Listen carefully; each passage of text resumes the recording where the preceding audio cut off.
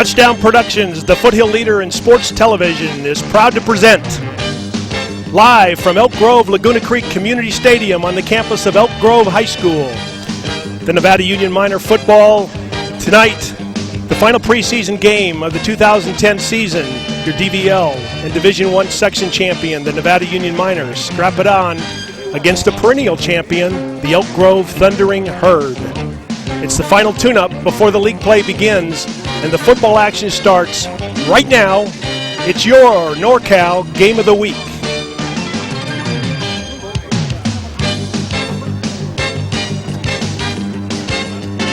It's fall, and officially the temperatures are about 82 degrees here at the stadium. The Nevada Union Miners bring their 3-1 record on the road to face the 3-1 Thundering Herd of Elk Grove. Good evening, friends. Thank you for joining us, and fans across the world on a worldwide audience. This is Rick Ellwood sitting in for Jim Adams, alongside Jimmy's right-hand man, Paul Brown. Our producer and director is sitting comfortably in the Commander 2 truck is Gil Dominguez. And, of course, the rest of the Touchdown Production sports team has traveled deep to the Sacramento area in Elk Grove, California, and is in position to give you a great view of tonight's contest.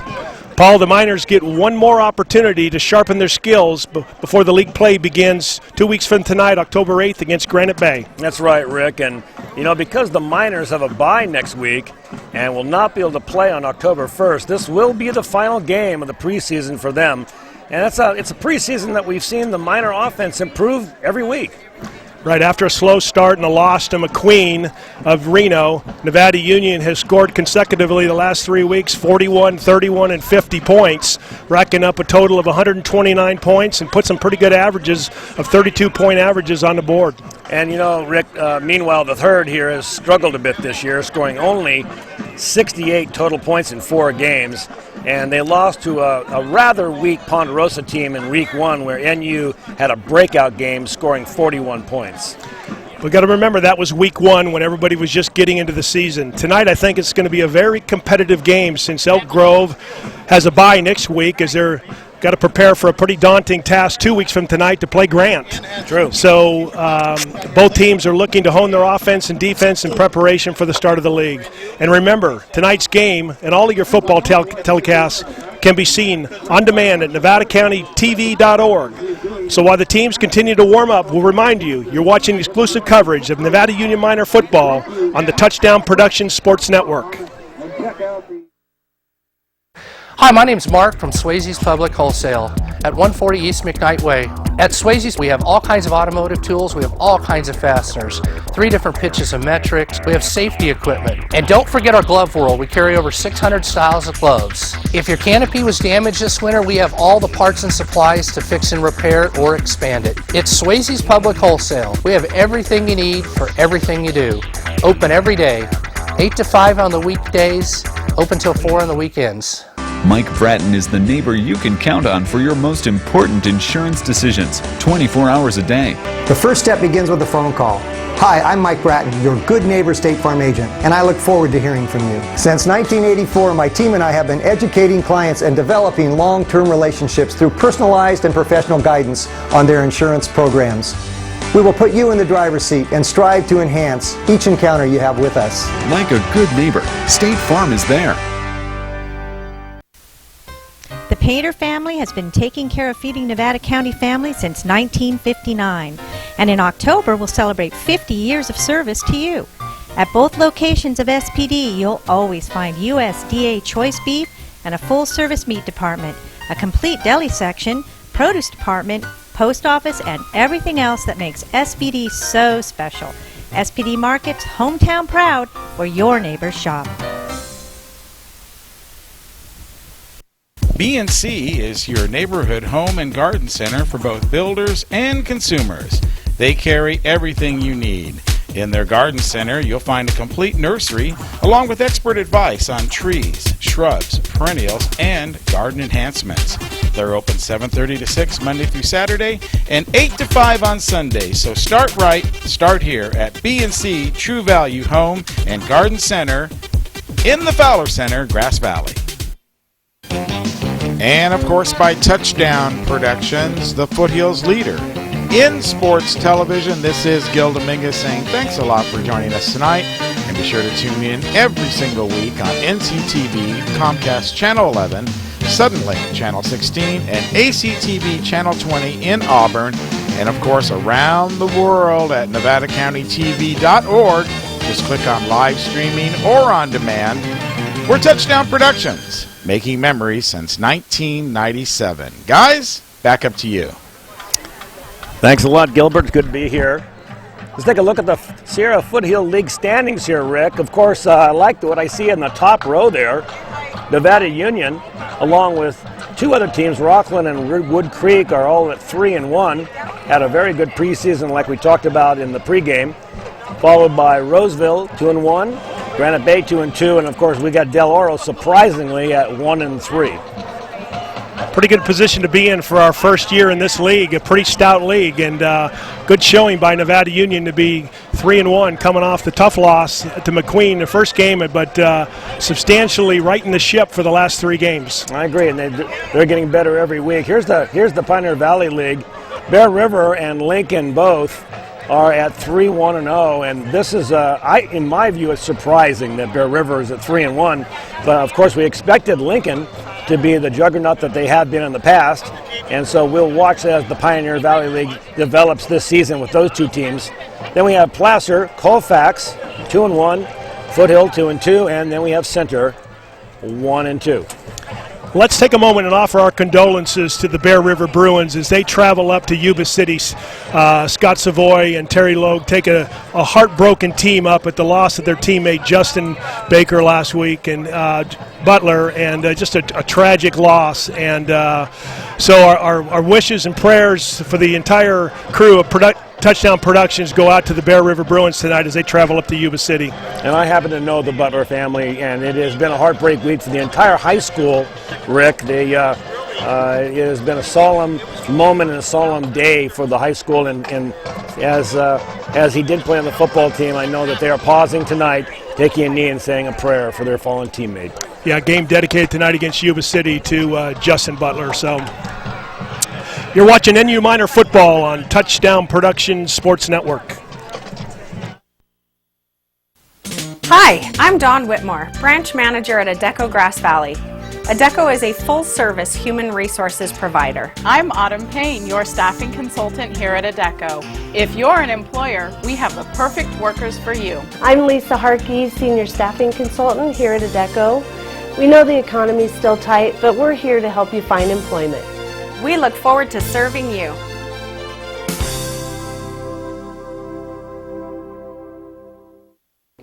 Gold and silver are more important as a part of your investment portfolio more now than ever before. There's inflationary pressures. China alone could push the gold price more than double from $1,000 to $2,000 an ounce. Hi, my name is Jason Hommel and welcome to the JH Mint. Here at the JH Mint we have all sorts of gold and silver. We have about 200 ounces of gold. We have about 20,000 ounces of silver or more in stock. We also assay or scrap gold jewelry and placer gold, and we will be here for all of your gold and silver investing needs Monday through Friday, 10 a.m. to 5 p.m.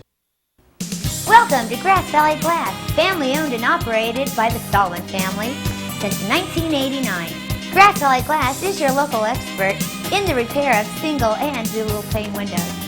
And don't forget about your auto, truck, or motorhome. Grass Valley Glass also offers the same-day repair or replacement on all your auto glass needs, and we work with all insurance companies. Remember, if it's glass, it's Grass Valley Glass. Experience Roadhouse food from around the world at the Old 5 Mile House on Highway 20, your 5-minute getaway for fun and family dining. Your host, Robert Smith, has transformed the Old 5 Mile House patio into a charming oasis with live music almost every day. You'll find good value and good times, and in September, enjoy the taste of Italy along with the core menu of Roadhouse food.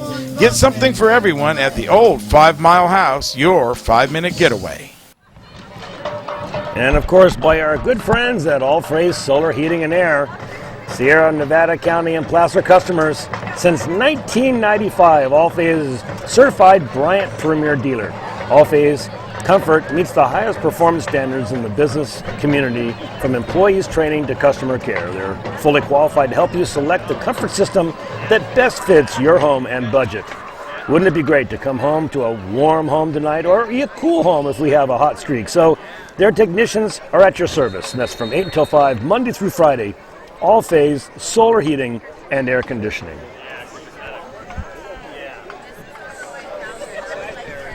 Touchdown Productions, celebrating our 14th season of local sports television.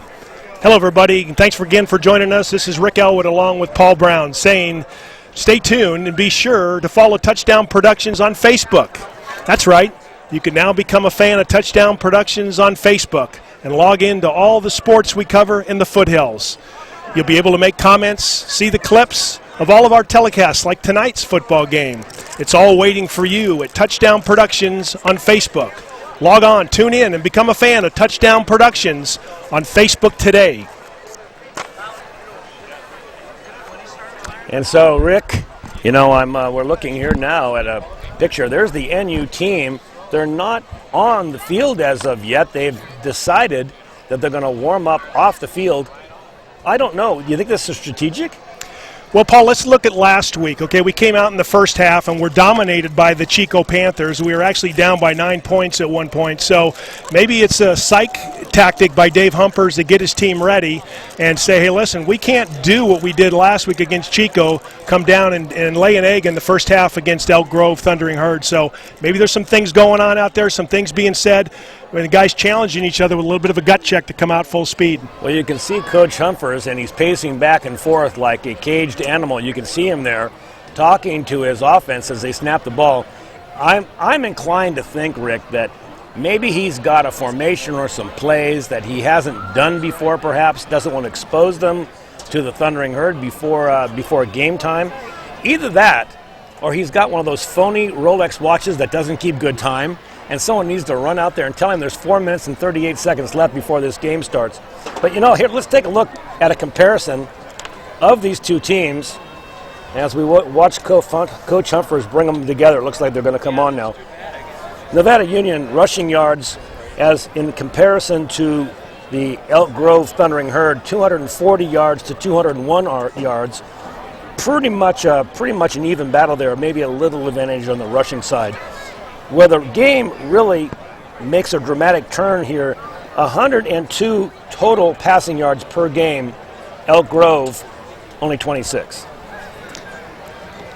You know, Paul, we'll pick that up when we come back. I think it's going to be a distinguishing factor. The Elk Grove defense has held their opponents to 55 points over the season from 4 games. So I think we're going to see a pretty strong defense from Elk Grove against a pretty high-rising, productive offense from Nevada Union. We'll talk about some of those stats. You're watching NU Minor Football and the Touchdown Productions Sports Network. Your car or truck is an extension of your personality.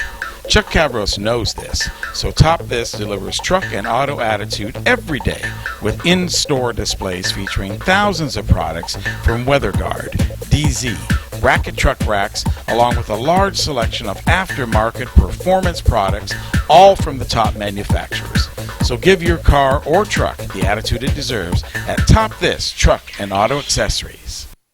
Hi, I'm Larry Ingersoll, Chief Title Officer and Manager of Placer Title in Grass Valley. Welcome to Placer Title's new office at 380 Sierra College Drive, Suite 100, Grass Valley. Placer Title's been in Nevada County since 1995 and has supported all the local athletics and especially minor football. So remember to look for Placer Title at our new home on Lytton Hill near Sierra College at 380 Sierra College Drive, Suite 100, Grass Valley. Bob and Kurt Pinkham have been serving your carpet needs in Grass Valley since 1977. That's over 50 years of experience. Their new 3,500 square foot showroom is stuffed with the latest designs in carpet, vinyl, hardwood, and ceramic tile flooring products from all the top manufacturers. With many products in stock in their huge 3,500 square foot warehouse. It's Bob's Discount Carpet in Grass Valley. The Hauser family reminds you if it's round, rubber, and it rolls, then you're sure to find it at Plaza Tire and Auto Service. From regular car and truck tires to small specialty tires for your trailers and golf carts, you can trust Plaza Tire has the tire for you. They stake their reputations on it every day. Plaza Tire and Auto Service. Auto repair done on your schedule, not theirs, in Penn Valley, Nevada City, and in Colfax. Hey, looky there. We got the Nevada Union Miners out on the playing field, Paul. Looks like they've got their preparation done. They look a lot more intense than I remember seeing them last week. And, you know, I'm seeing Coach Humphreys here on the sideline. We're about ready to have the national anthem as the band goes on the field. The captains will come to the middle of the field. But, Rick, I think that what we're going to see tonight, I would be surprised if we don't have a halftime lead by the Miners of at least 14 points. And when I'm with Jim, he always hates it when I make predictions like that because I think he's a little superstitious. But I think the Miners will handily work their offense against this Thundering Herd defense tonight, and we'll see them score as many as 38 points. I like you to step up, Paul, and predict. So I'm not like Jim. I like you to step up. I think we got the number 4 Nevada Union Miners against the number 20 Elk Grove Thundering Herd. And, again, I think it's going to be offense against defense. We know what we're going to get from Elk Grove. They don't throw the ball much, only throwing the ball 26 times in the 4 games so far this season. They like to run it. They like to bring it at you. They like a big, strong, physical offensive line. There's no mystery to what they're going to do. They're going to bring it at you, Paul. So as we see the captains in the sideline. Captains for tonight's game for Nevada Union, number 45, Bodie Weiniger, number 26, Devin Grimes, number 24, Joss Sena, and number 11, Josiah Pay.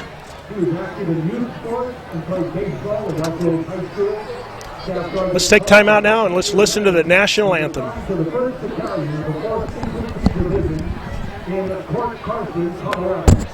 Paul was in the United States Army and was killed in action in Iraq on April 10, 2009.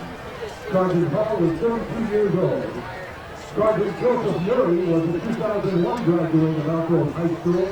He was an outgoing young man who had a welcoming smile. Currently on the field, they're honoring a fallen soldier, and hats off and tribute to all the American soldiers that are fighting to protect our country now, either on American soil or abroad. Thank you for what you're doing, the service to our country. A lot we take for granted. Beautiful evening night here in Elk Grove, first autumn. We're going to have a waning moon show up, full moon 2 nights ago. Going to be about 75 degrees at kickoff.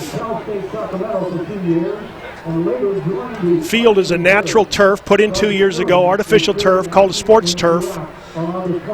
So an excellent playing surface, shouldn't be any problem for both teams, should be good traction. Unlike last week, I think we saw a little bit of slippage by a team from Chico that usually plays on natural grass and came and played on our turf. So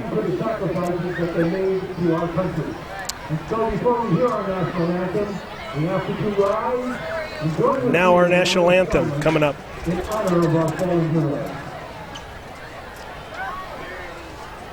A moment of silence for our fallen heroes.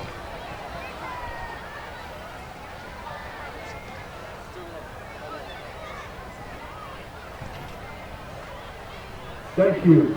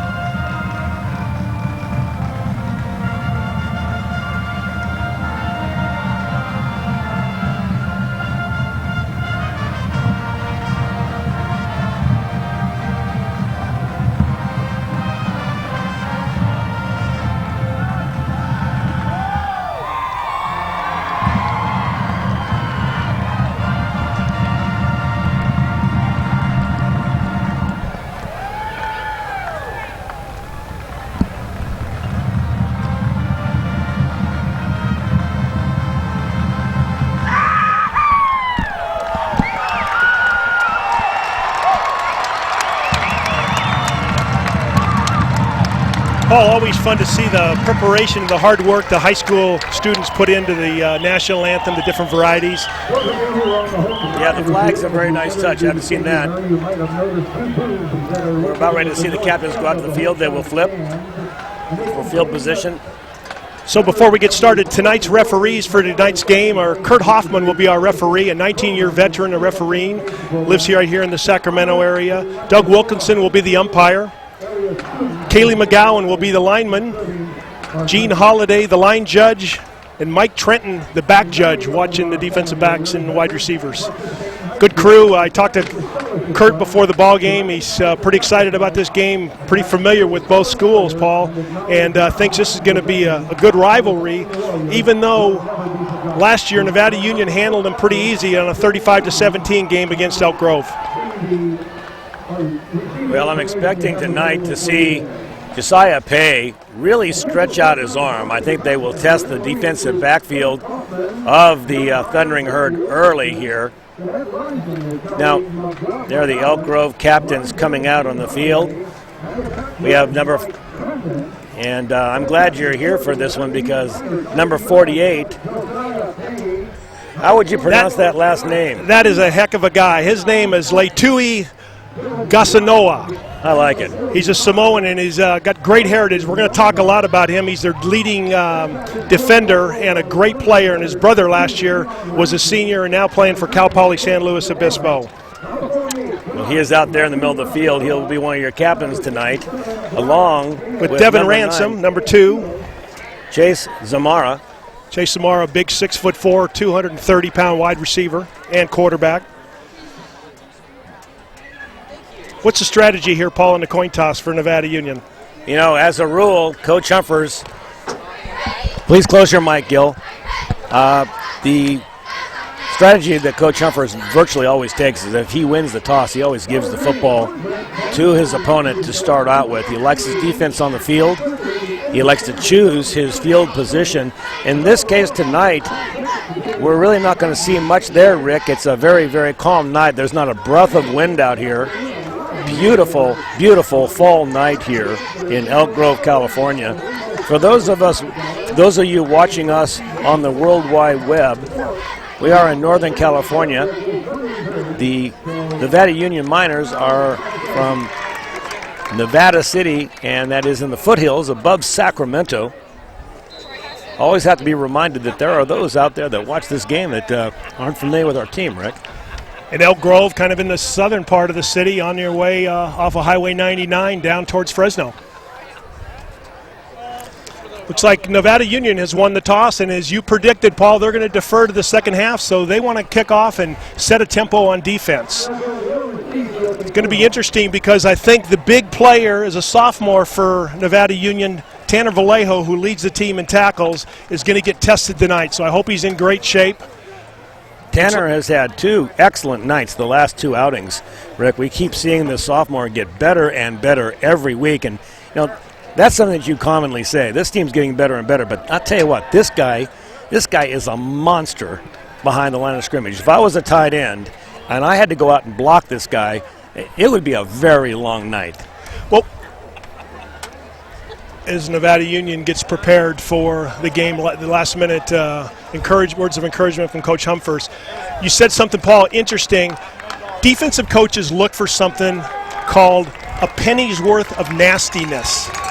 I saw that in Tanner Vallejo as I was down on the field last week. He flies around sideline to sideline and attacks the ball, and even a couple times maybe was a little late. Right.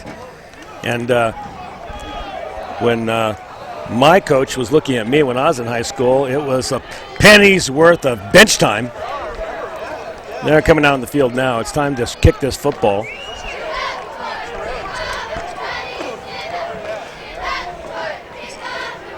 Yeah, it'll be interesting to watch as the Elk Grove Thundering Herd kind of pounds the ball up in there.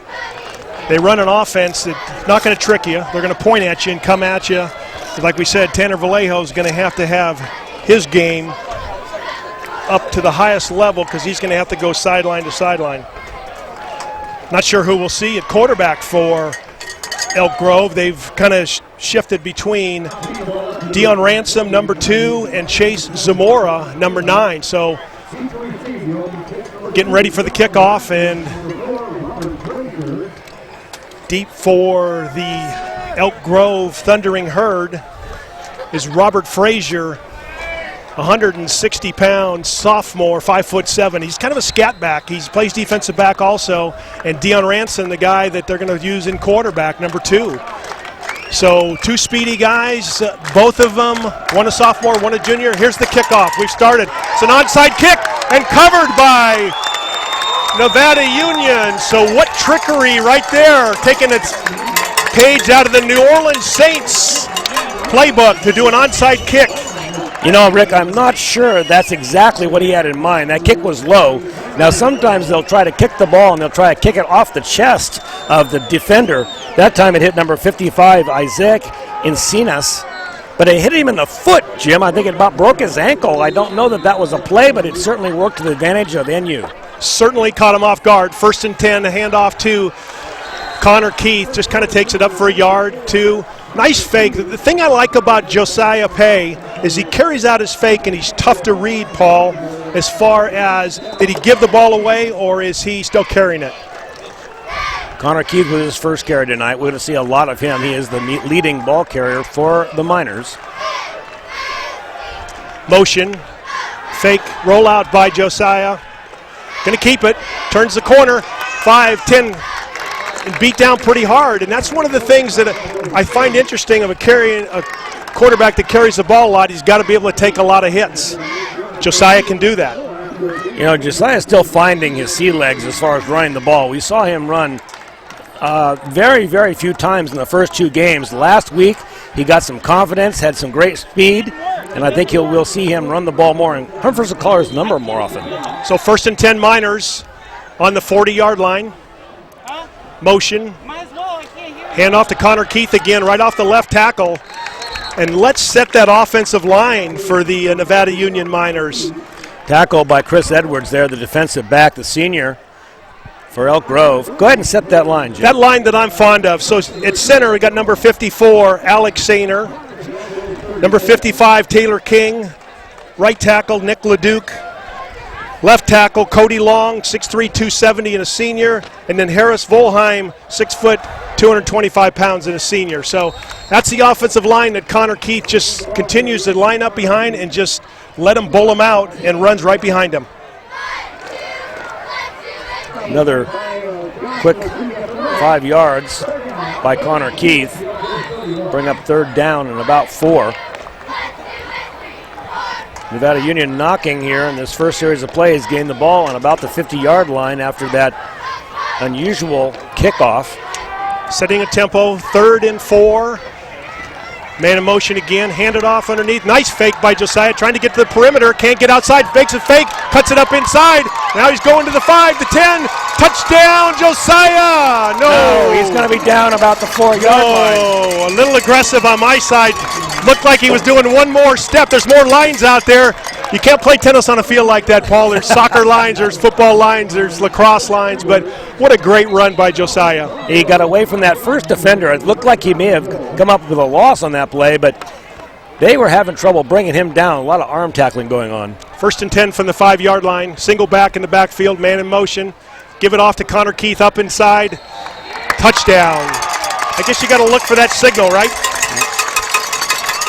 Well, you're the one that played college ball, buddy, and I'll tell you what, I was as excited about it as you were. I thought he had scored also, but that last tackle, Connor Keith gets the glory and puts it in for the 3-yard run.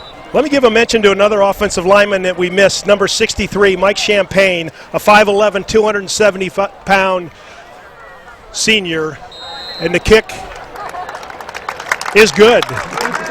So with 9:40 left in the first quarter, the Nevada Union Miners strike first against the Elk Grove Thundering Herd after a surprising onside kick, 7-0 Nevada Union.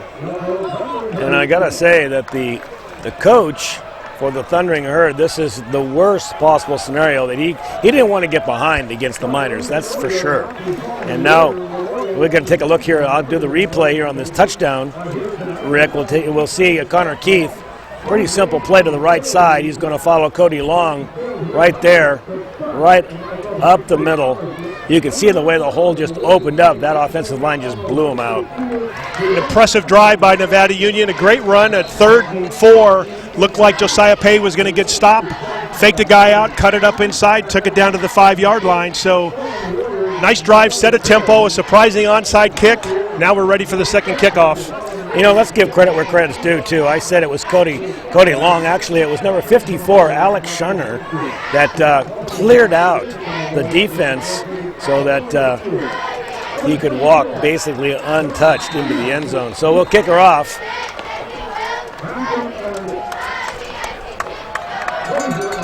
Josh Senna to kick off. A low shot picked up by number 5. Jacob Heiniger, and what a hit, what a tempo setter, Paul, on the kicking game. That can take and set a momentum and bring your defense out, and now the defense for Nevada Union can come out with an upbeat tempo and kind of take it to Elk Grove. Let's take a look at that hit here. We got it on replay, and watch this. Bam! Oh, that's a hit. Number 20. Guess who? Tanner Vallejo. We talked about him already. Tanner Vallejo got his motor running, so early, Elk Grove lining up, T formation, one back in the backfield, man in motion. Quick pitch, great blitz coming in by the defense, but getting away. And we got, what a run by Dion Ransom, number 2. Quick pitch, we had him in the backfield, and he just skirted around and ran for about 12, 13 yards. R.C. Schuster is the quarterback, number 12. And that's got to give a vote of confidence here to this offensive line. Let's see if they continue on the ground.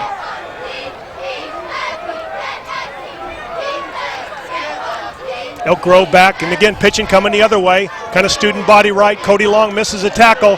Crackback block there. Guy breaks it away. The kid can scamper. That's Dion Ransom, and Josh Senna makes the tackle as he's going out of bounds. Timeout with 9:02 left as he got out of bounds. Flag on the play. I think we're going to see maybe a block in the back there. And we'll see. It looks like, no, they're going to pick the flag up. So that play will stand. A lot of going on there, Rick, for about 2.5 yards.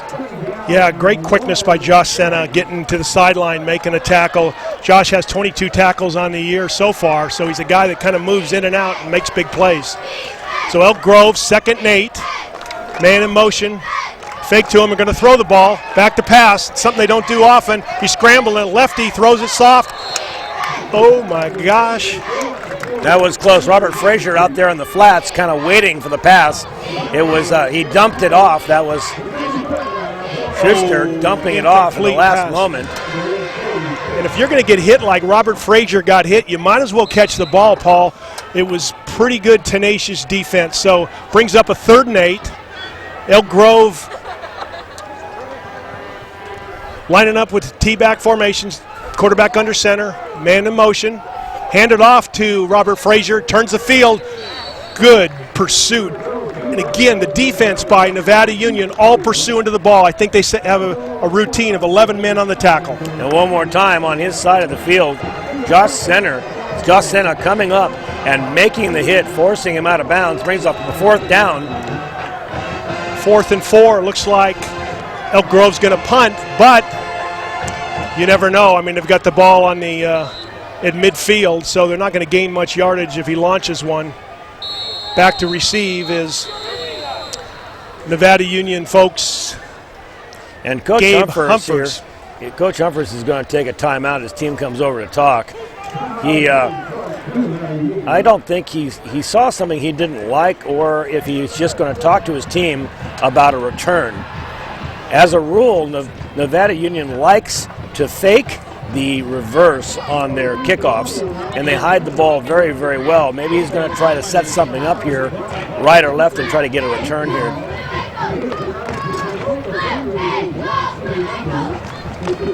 Yeah, he might have been kind of trying to avert what happened twice last week against Chico when they faked the punt at midfield.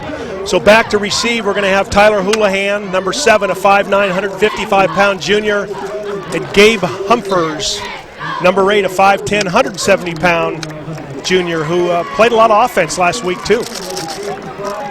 Yeah, Gabe was very, very sure-handed last week at wide receiver and also carried the football a number of times.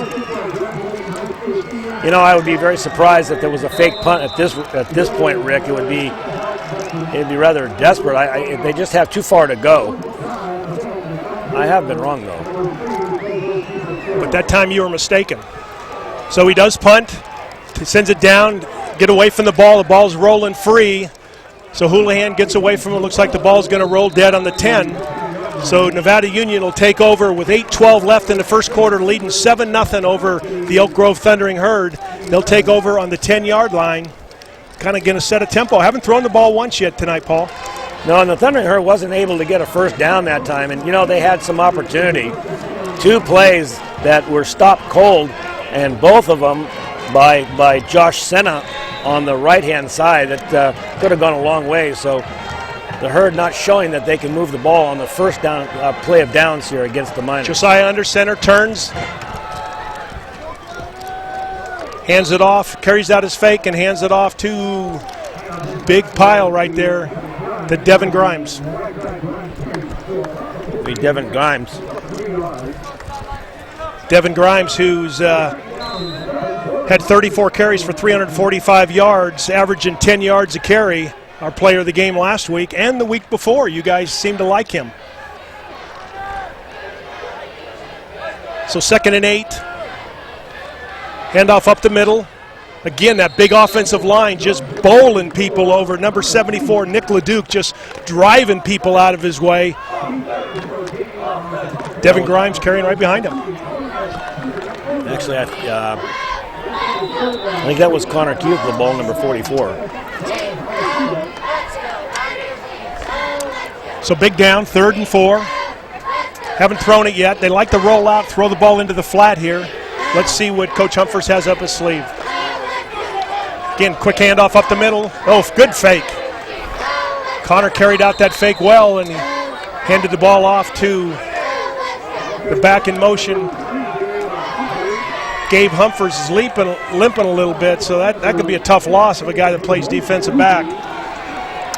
Looks like we're going to punt. Looks like it's going to punt. You can't take a chance here, even though it's 4th and 1. It would be risky if they would hold them, so they're going to punt the ball away. It's still going to give Elk Grove a good field position. Let's see where they field this punt at. Good punt. Quick and speedy Dion Ransom gets to the corner, turns it up. Good pursuit, good coverage by Nevada Union. Good special teams by Nevada Union, Paul. But after a 3 and out, they do gain some net yardage from where they punted the ball last time. And I'll tell you, Rick, it's got to be disappointing for Coach Humphers that he isn't moving the ball like he did in that first series. Well, I think you get a little more conservative. Coaches get a little claustrophobic when they get inside the 10-yard line, so coaches kind of lose their thinking power back in that territory. So maybe he was a little more conservative. So now on the 46-yard line, it's Elk Grove getting prepared, lining up under center. Archie Schuster handing it to the second back. Good penetration, excellent penetration by number 63, Mike Champagne, the senior. But they're not making that first initial tackle. They're causing confusion, but they're not making that tackle in the backfield. You also saw number 45, that's Bodie Weininger in there. He also was helping finish off that tackle. Running into a brick wall was Ransom, who I believe has been the only ball carrier tonight for the Thundering Herd. So it brings up a 2nd and 10, no gain on the play, good, pretty stout defense. And if you'll notice that Nevada Union's kind of bringing their defensive backs tight, not expecting a throw by Elk Grove. So Zamora in motion, lining up at fullback. Hand it off again to Robert Frazier. Breaks it, good break. Going to make it all the way. Frazier to the end zone, touchdown. And they go crazy on the Thundering Herd side of the field. That was Robert Frazier finding room over right tackle, running right over Max Talbot, I believe. And that looks like it's going to come back. Is there a flag on the field? I believe there is. There's a flag on the field. Boy, that could just break your momentum. It was a nice run, good burst. They've got some speed with Robert Frazier and Dion Ransom in the backfield. Two guys. Lead blocker was Chase Zamoro. So they've got some speed, and they've shown the ability to break it. But obviously a break for Nevada Union must have been 5-yard penalty, brings it back. It'll be 2nd and 15. Here's a replay. Watch this, and you can see, Rick, that hole is wide open, and then he shows some real speed getting to the flag.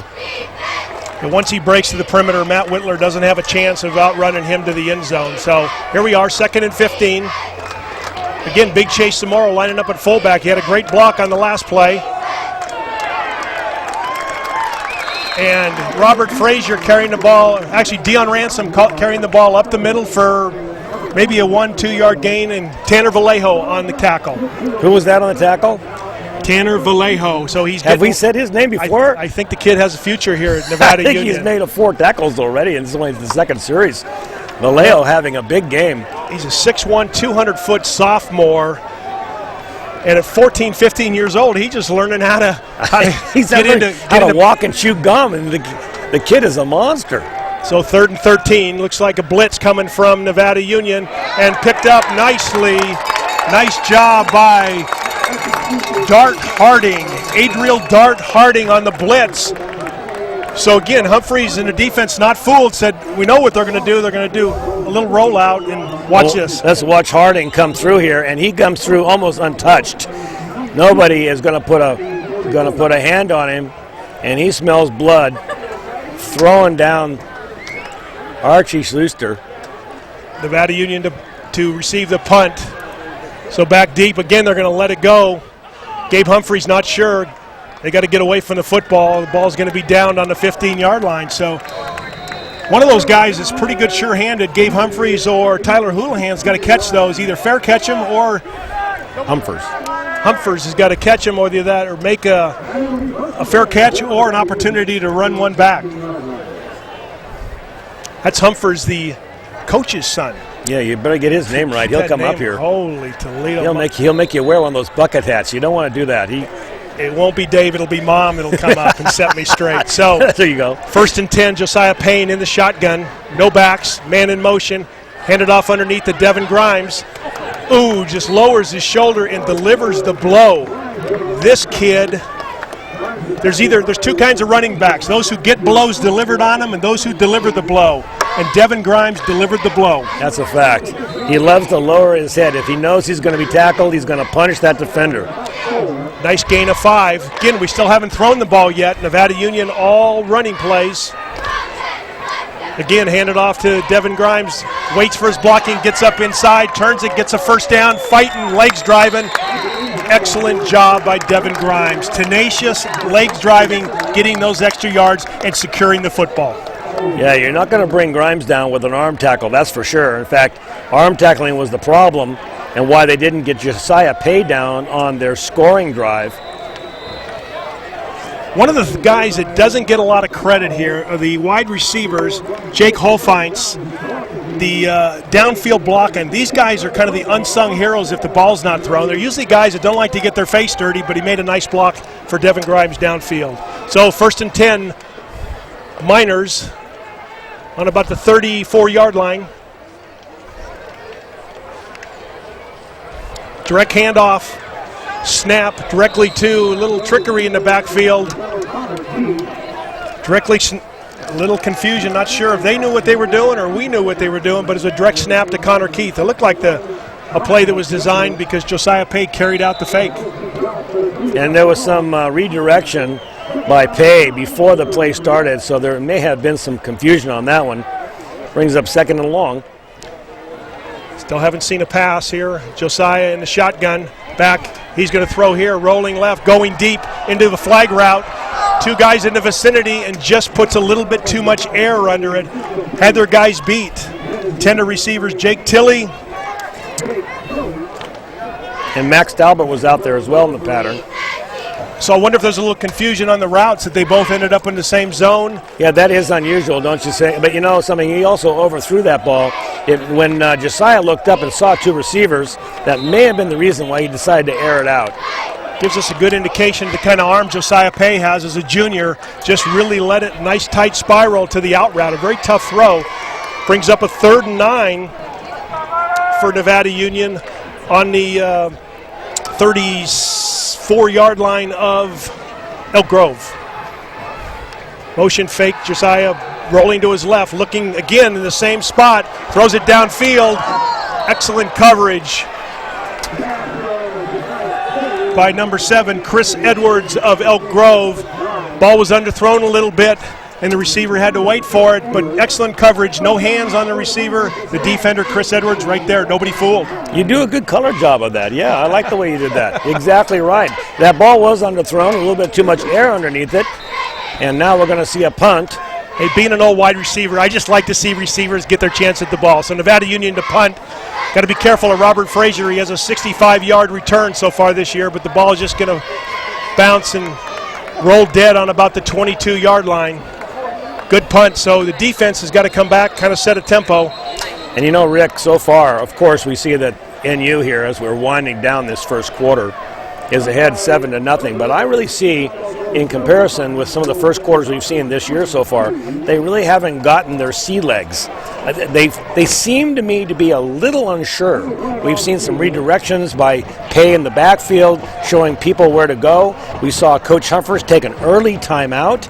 I just kind of get a little feeling that I'm not seeing the confident, together team that we've seen the last couple of weeks.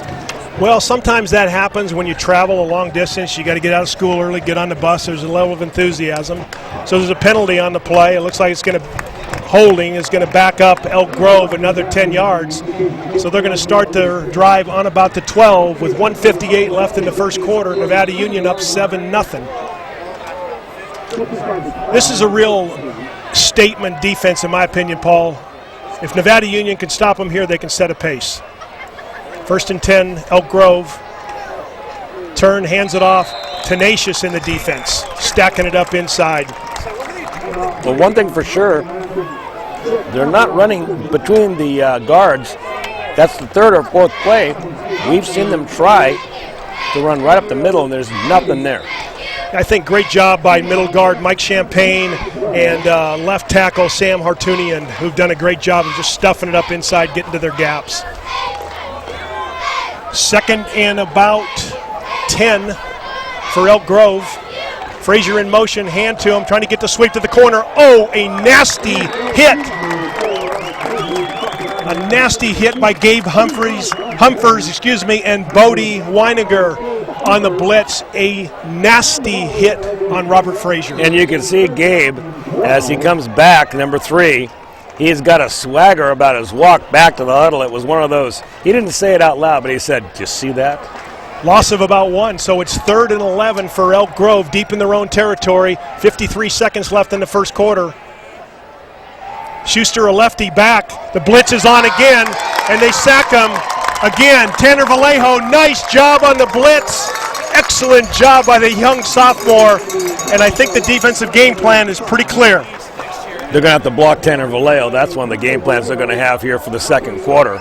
Let's watch the replay. Now watch Vallejo, and he comes right up the middle, and he's very wise. He follows his defensive lineman, so he kind of hides behind him, and then when he sees there's an opening to the quarterback, uses that speed and darts in there to make the tackle. The great thing about that, if he didn't get him, Kyle Bush would have, number 40. So kind of an errant off the side of the foot punt by Elk Grove, and so Nevada Union is going to get the ball with 5 seconds left in great field position to end the first quarter. We got one play. That was number 9. That was Chase Jamora making that punt. He had his he had his heels right on the back line, and that is disconcerting for any punter. You're always worried about having to make a step backwards. So that punt went a total of about 18 yards, and it gives great field position to NU. 1st and 10, NU on the 25-yard line. Handed off inside to Connor Keith, just bowls his way. Nobody hits him until he gets into the safety. Now they gang tackle him, but a solid gain. Connor Keith comes out of that without his helmet. What's up with that, Paul? Well, he likes the crowd to see his new haircut. You can see there, putting it on there. I wish I had that much hair. But Keith is the workhorse of this football team, and every week he seems to get more and more carries. When they need a few yards, they give it to Connor. So here's our scoreboard right here. The Miners scored early and lead 7-0. Yeah, the Thundering Herd got a bad break when they had Robert Frazier broke one for about 45 yards, but it was called back by, looked like illegal motion. So Nevada Union's taken control of the tempo in the first quarter, but they haven't taken advantage of it. And now they've got the ball close in on the, I think about the 15-yard line to start the second quarter.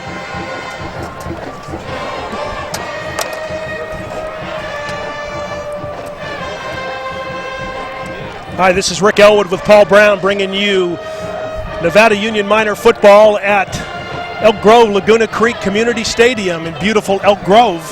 And I got to say, Rick is doing a great job filling in tonight for Jimmy, who, of course, has always been your NU announcer. And what is Jimmy's last name? Do you know, Rick? Jimmy Adams. Yeah. Where is Jimmy? Do we know? Where Can we is find Jimmy him? Adams? Maybe they'll tell us in our headset where Jimmy is tonight, but he's just out of town. Well, we do miss him, and Rick, thank you so much for filling in for him tonight. You're doing a great job. Thank you, Paul. Appreciate it. You are an encourager, so I appreciate your kind words, and it's great working along a seasoned pro like you. Do you know Paul Brown, your namesake, was a guy that was a former head coach of the Cleveland Browns and owner of the Cincinnati Bengals? I do, as a matter of fact. I was named after him, and that's a serious fact. My father was a professional football player. Excellent. So, again, Nevada Union takes off first down, and looks like Josiah Payne keeps the ball and is stopped.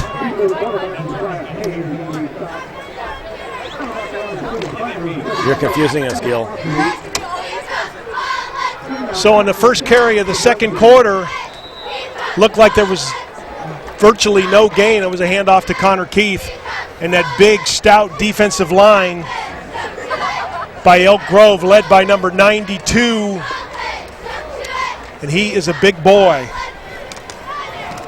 Marcus Powell lining up in there, stuffing up the defense. So it's 2nd and 10, pitch to Gabe Humphers, turns the corner, takes a block inside, Gabe gets to the corner, touchdown Nevada Union! Great run by Gabe Humphers. Stretching out the defense, taking his time, waiting for the final block, and then making him into the corner of the end zone. Gabe Humphers getting high fives from his teammates from the sideline. There he is.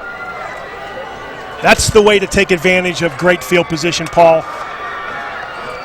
Now for the all-important extra point. Great story in the Sacramento Bee today about kickers and the plight faced by coaches because they're not very accurate. But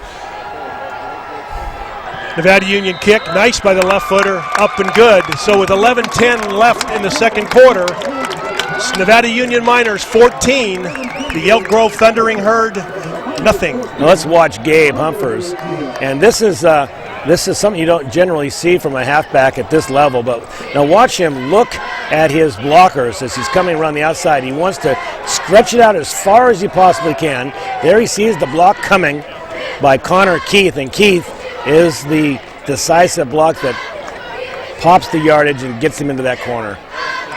Great run by Gabe. He actually set it up when he turned inside, gave Connor a chance to maybe make that block. Absolutely true. Your touchdown production scoreboard here with 11:10 left in the second quarter. Nevada Union Miners 14, the Thundering Herd from Elk Grove 0.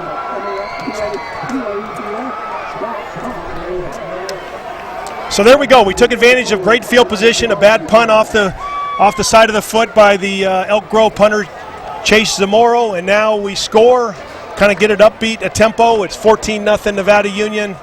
Here comes the interesting kickoff. Josh Cena to kick it off, a left footer. Let's see if he has another one of those low streaming kicks. The first one went off the foot of the defender. Let's see if he stays at that or tries to pump one deep. Now it's on the ground again. Again, a squib kick. Picked up by number 48. Big kid, a wonderful young man, Josh Leitui Gasanoa, number 48, whose brother, Leffy, Letu Igasanoa was the Sacramento Bee Athlete of the Year last year, was a great football player, all-state champion and wrestler, and a great track guy who's now a freshman at Cal Poly San Luis Obispo. So 1st and 10 Elk Grove, defense for Nevada Union, kind of setting a tempo, doing a lot of blitzing, not expecting pass. Back to pass, just throws it up. Josh Cena right there, goes up. Good coverage by Josh. Good coverage, and that was Chase Zamora. And I think they were trying to take advantage of Chase's size. He's listed here at 6'4", but to me from here he looks more like about 6'7". Looks more like a basketball player. So we'll see it, and they're going to throw it up, and they're going to try and have a jump ball. And let's see if Zamora, you'll see Zamora throws it kind of high and a little underthrown. A lot of times, though, the biggest receiver is going to come down with that. And it looks like Senna made a good play. 2nd and 10, Elk Grove. Turn and hand it off deep in the backfield. Devin Ransom gets maybe 4 or 5, just kind of wiggles his way. And good run by Ransom that time. That's one of the best runs they've had here so far in this game. Finally finding some running room up the middle there. Excellent job. See what they do for 3rd down. 3rd and 5, and I would think it's got to be somewhat critical for Elk Grove to make a statement here on a 3rd down. Well, we saw the quarterback doesn't really have a great arm. I'd be surprised if he can throw the darts that are going to be needed to hit a receiver on the flats. Let's see if they stay on the ground or they do try to throw the ball. 3rd and 6, Elk Grove, turn, hand it to the first back up. It's Josh Leitui Gasanoa, and he gets maybe 3-4 yards, so it's going to bring up 4th down and about 4 yards. Probably bring on the punting team for Elk Grove. Well, I'll tell you, Rick, you're doing a great job with that name. That's a tough one to say, but once you start saying it, it kind of rolls off your tongue. Leitui Gasanoa. And once again, we'll see the punter. Jake Zamora back to punt. Chase Zamora, excuse me. Number 9 for Elk Grove. 4th and 4. Could be something to fake. Deep is Senna and Houlihan. Gets the punt off. Nice high punt. Senna going to receive it. Looks like they're going to do a fake on the reverse. No! And great coverage by number 73 for Stephen Moore, a big kid for Elk Grove. Wasn't fooled by the fake. You said that earlier, Paul. They try to do those fakes on those reverses on all their kicking game. You know, even if the reverse isn't on, they try to have some kind of deception in the backfield to at least throw some of the defenders off. So we'll see what Pay can do here from the zone 25-yard line. Be 1st and 10 Miners. Keith in the backfield. Pay in the shotgun. Grimes in motion. Nice bolting run by Devin Grimes. Just gets tight off that right tackle and just rides those guys, Paul, right up the field like you said before. Grimes is a very tenacious runner, like you say. He likes to kind of hide behind his blockers, too. He goes by you before you even know he's got the football. Coach Humphers, it looks like he's going to stay on the ground. No really need to throw the ball at this point. 8:30 left in the 2nd quarter, 14-0 Miners. Right there when you say that, Josiah Payne turns and looks, he's going to throw. Overthrows, just slightly. That's Krause. Number 12, Brock Krause. And Brock, like you said, it's just over his head. So there's 2 passes we've seen from Josiah tonight, and both of them been overthrown. They haven't tried to throw the underneath route at all. They're just trying to go deep, maybe trying to stretch out the Elk Grove defense, let them know they want to line them up a little deeper and run at them. Well, they've got a long 3rd down play here. I'm going to bet they're going to run behind Cody. Let's 3rd see. and 4. No, they're going to throw. No, it's a wraparound draw play, and he's going to get away. That's Connor Keith. He's going to be very, very close to a 1st down, maybe a few feet short. Let's see where they spot it. Going to be a measurement here, Paul. It's going to be 4th. Great call by you on the wraparound draw. I think that is probably one of the riskiest plays I've seen in football because he has to not feel for the ball behind him and look straight ahead, so it's very deceptive. Here's a replay on that. It's a great play and one that's in the arsenal of the NU playbook. We see it every year. And so you can see as he comes back looking like he's going to throw, he wraps it around there and then continues with the fake, letting the defenders clear before the back takes off with the ball. We've seen this go for a score many, many times. Here's the measurement on the field now. I'm going to say this is going to be just short, and I'm going to say Coach Humphreys is going to go for it. 4th down, 7:52 left in the second quarter.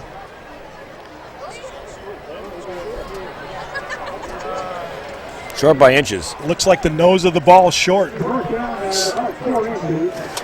It's a game of inches. So, Paul, you're saying gamble here. You think Coach Humphreys ought to go for it?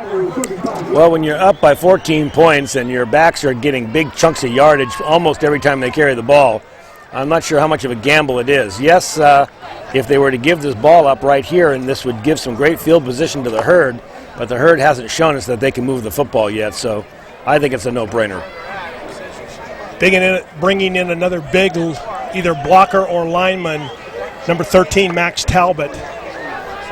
Give more strength. So Josiah's going to go under center. Could be just a sneak.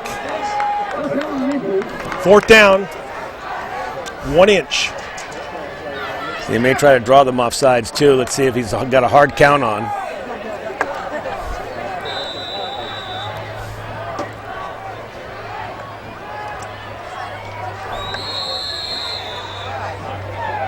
Now there's going to be a timeout. I believe it is a timeout. Yeah, they were. It was a freeze play. I've never seen it work. All the study, all the plays, you're gaining 4 or 5 yards. I've never seen that barking play work. There's discipline on the defensive line. They don't go until the movement of the ball. They're prepared for that, Paul. Okay, so now, Rick, are they going to punt this ball now? Since that didn't work, are they going to make a move and bowl forward and try to get this 3 inches? I think Coach Humphreys is talking to his offensive line, and he's saying, guys, we got to drive off the ball. We're going to get a first down. We're going to set the tempo. We're going to take this thing in for, after we get a first down, get a score. He's big into the face of number 55, 6 foot, 270-pound senior guard, Taylor King. So Coach Humphreys is setting the tempo in there, using the full minute of the timeout, but it looks like punter's warming up his leg. Looks like Mac Whittler's warming up his leg, and he's going to punt. And deception. Josiah Payne's coming out, so Matt Whittler's not going to punt. 4th and an inch, and it looks like Nevada Union with 7:51 left in the second quarter is going to go for it. I like this, Paul. Sends a message of optimism to your team. Turn handoff to Connor Keith, and he just bowls his way. It was absolute. End up getting about 7 yards on the play. So they waste a timeout, and maybe he just got to look at what the defense looked like. Connor Keith bowling his way for 7 yards and a 1st and 10. And I got to say right now, Rick, that if we're going to see a football game, that the Herd needs to stop NU and can't allow them to score before half. As a pass, Josiah Payne to Devin Grimes, a nice out route run by Devin. Ball led him well. Excellent throw, excellent reception out of bounds on about the 45-yard line. And I think it was a blown assignment out there. Actually, Chris Edwards was out to cover Grimes on that. We'll see. Here's the replay. But look how wide open he is. It's a well-run route, but I think it was a blown coverage because he's late in getting to that receiver. First completion of the night for the Nevada Union Miners. Turning a handoff inside to number 18, Jake Tilley. First time Jake's carried the ball tonight, showing some fresh legs. And he gets a big chunk of yardage there. Gets another 7-8 yards for the Miners. Once again, they're just showing that their dominance on that offensive line, opening up those holes. Taking control, and why not? You got a big, strong, senior-led offensive line. Why not go after them? 6:56 left in the second quarter.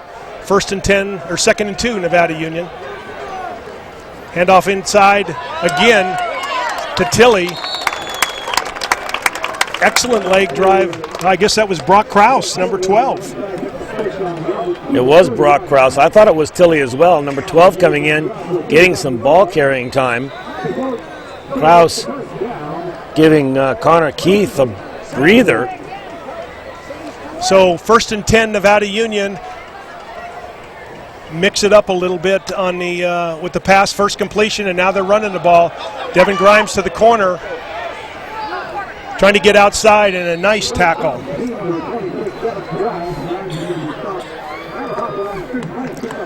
That's Nate Bilvide. Gained about a yard. Looked like he was going to get a little more as he got to the corner. So I guess our truck's telling us that was on the previous play. It was Jake Tilley who carried the ball up there for the first down and about 8 yards, just lowered his head. So I think we got about 3 yards. 2nd and 7, Nevada Union.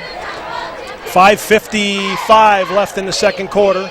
Very methodical by Nevada Union, just coming up to the ball, setting the tempo. Turning handoff to a little bit of a rested Connor Keith. Just drives in there. Gets 4 or 5 yards, so it's going to bring up a 3rd and short. Besides chewing up big chunks of yardage, the Miners are using up a lot of the clock here. Their drives are staying in bounds. There's very few passes, and they're just driving down the field, eating up clock here. Very, very well played game so far. It is very few penalties. One significant penalty bringing back a touchdown that the Thundering Herd scored in the first quarter. But beyond that, there's only been 2 or 3 flags, and very cleanly played, very quick game. 3rd and 2, handoff to Gabe Humphers, turns it up inside. Nice move by Gabe again, tries to get to the outside. Excellent tackle by Robert Frazier to bring Gabe Humphers down, short of the touchdown, but he gets the first down. Well, I'll tell you, I like Gabe Humphers carrying the football more and more. The more we see him play, he's got very deceptive moves, very quick feet. He may not be the biggest back in the backfield. He certainly is no Connor Keith. But when he gets the ball, he's got great vision, don't you think? Don't you think, Rick? He brings a good vision of the field, turns it up inside, knows when to cut, and plays off his blockers well. There you go, handoff inside to Connor Keith. Oh, gosh. That's Gabe back again. to Gabe again. Josiah's got me faked out with all of the handoffs going left and right. Great handiwork by Josiah Pay on the fake to Connor Keith and handing it off to Gabe Humphers. So coming back in now at halfback will be 18, that'll be Tilly. And we'll also see Grimes back in. Connor Keith in the backfield with Pay. It's like 2nd and 6 on about the 4. Again, handed off inside, this time to Connor Keith. Just gets stacked up by the big defensive line of Elk Grove. Looks like he's going to be stopped short on about the 2-yard line. It's going to bring up 3rd down, and I don't know if it's 3rd and goal. They've dropped the sign, so it is 3rd and goal. I think this is 3rd and Connor Keith is what I'm thinking. They found success running him right up the middle at about this yardage for the last score. Let's see if they run him again. Ball sitting on the 1-yard line, 3rd down, 4:04 left in the second quarter, first half. Turn, hand it to Connor Keith. He bounces off. Touchdown, Connor Keith. You don't have to be a fortune teller to call that play, Rick. Connor Keith doing the job all night, the strongest player in the backfield for NU. Getting the touchdown, that's the 3rd score tonight.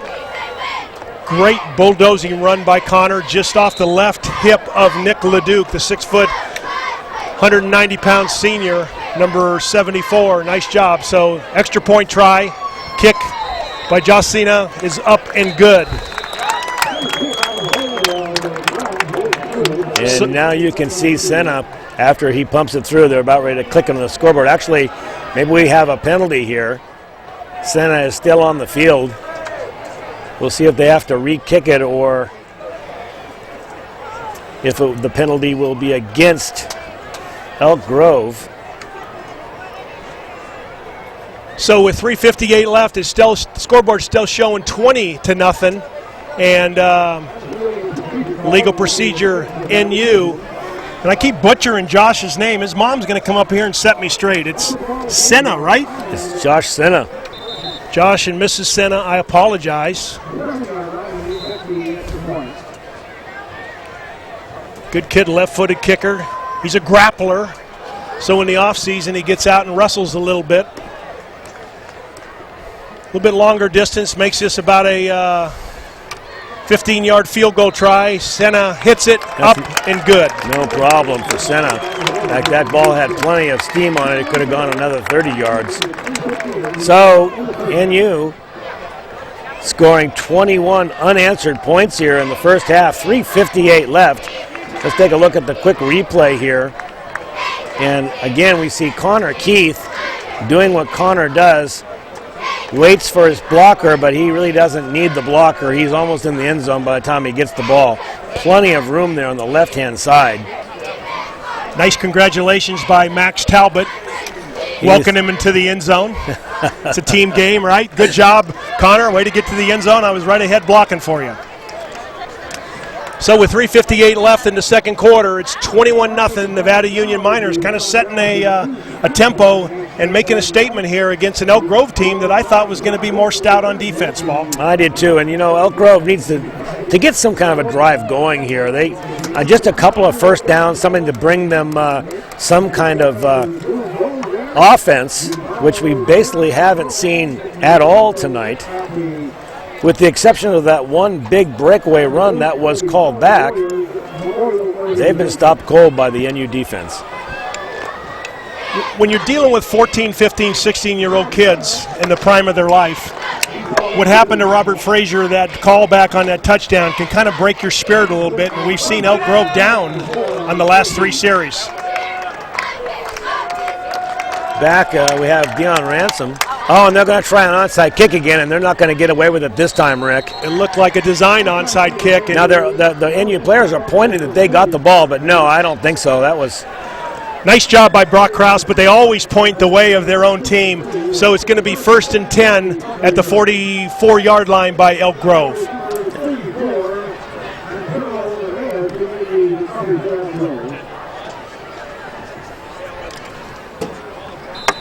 So trying to mix it up. I don't know if they're trying to intentionally do the onside kick or if Senna just is not the first team kicker and he's just trying to get his foot into it and line drive it. So it's 1st and 10, Elk Grove, turn, fake, pass complete to big number 48, Josh Letui Gasanoa. And Letui Gasanoa, thank you, Gil. Normally he is running the ball. That's the first completed pass play that we have seen in the flats for Elk Grove. So very effective and moves the chains. This is just what Elk Grove needed. What's that, the first or second first down by Elk Grove here tonight? I believe it's the second one tonight, yeah. So Elk Grove coming to first down with a little more tempo to the line of scrimmage, feeling a little more enthusiasm. Turn in hand, good play in the backfield. And Nevada Union's defense all over Swarman, and they get him for about a 9-yard loss. Excellent defense by number 12, Brock Krause, leading the way. Number 45, Brody Weiniger.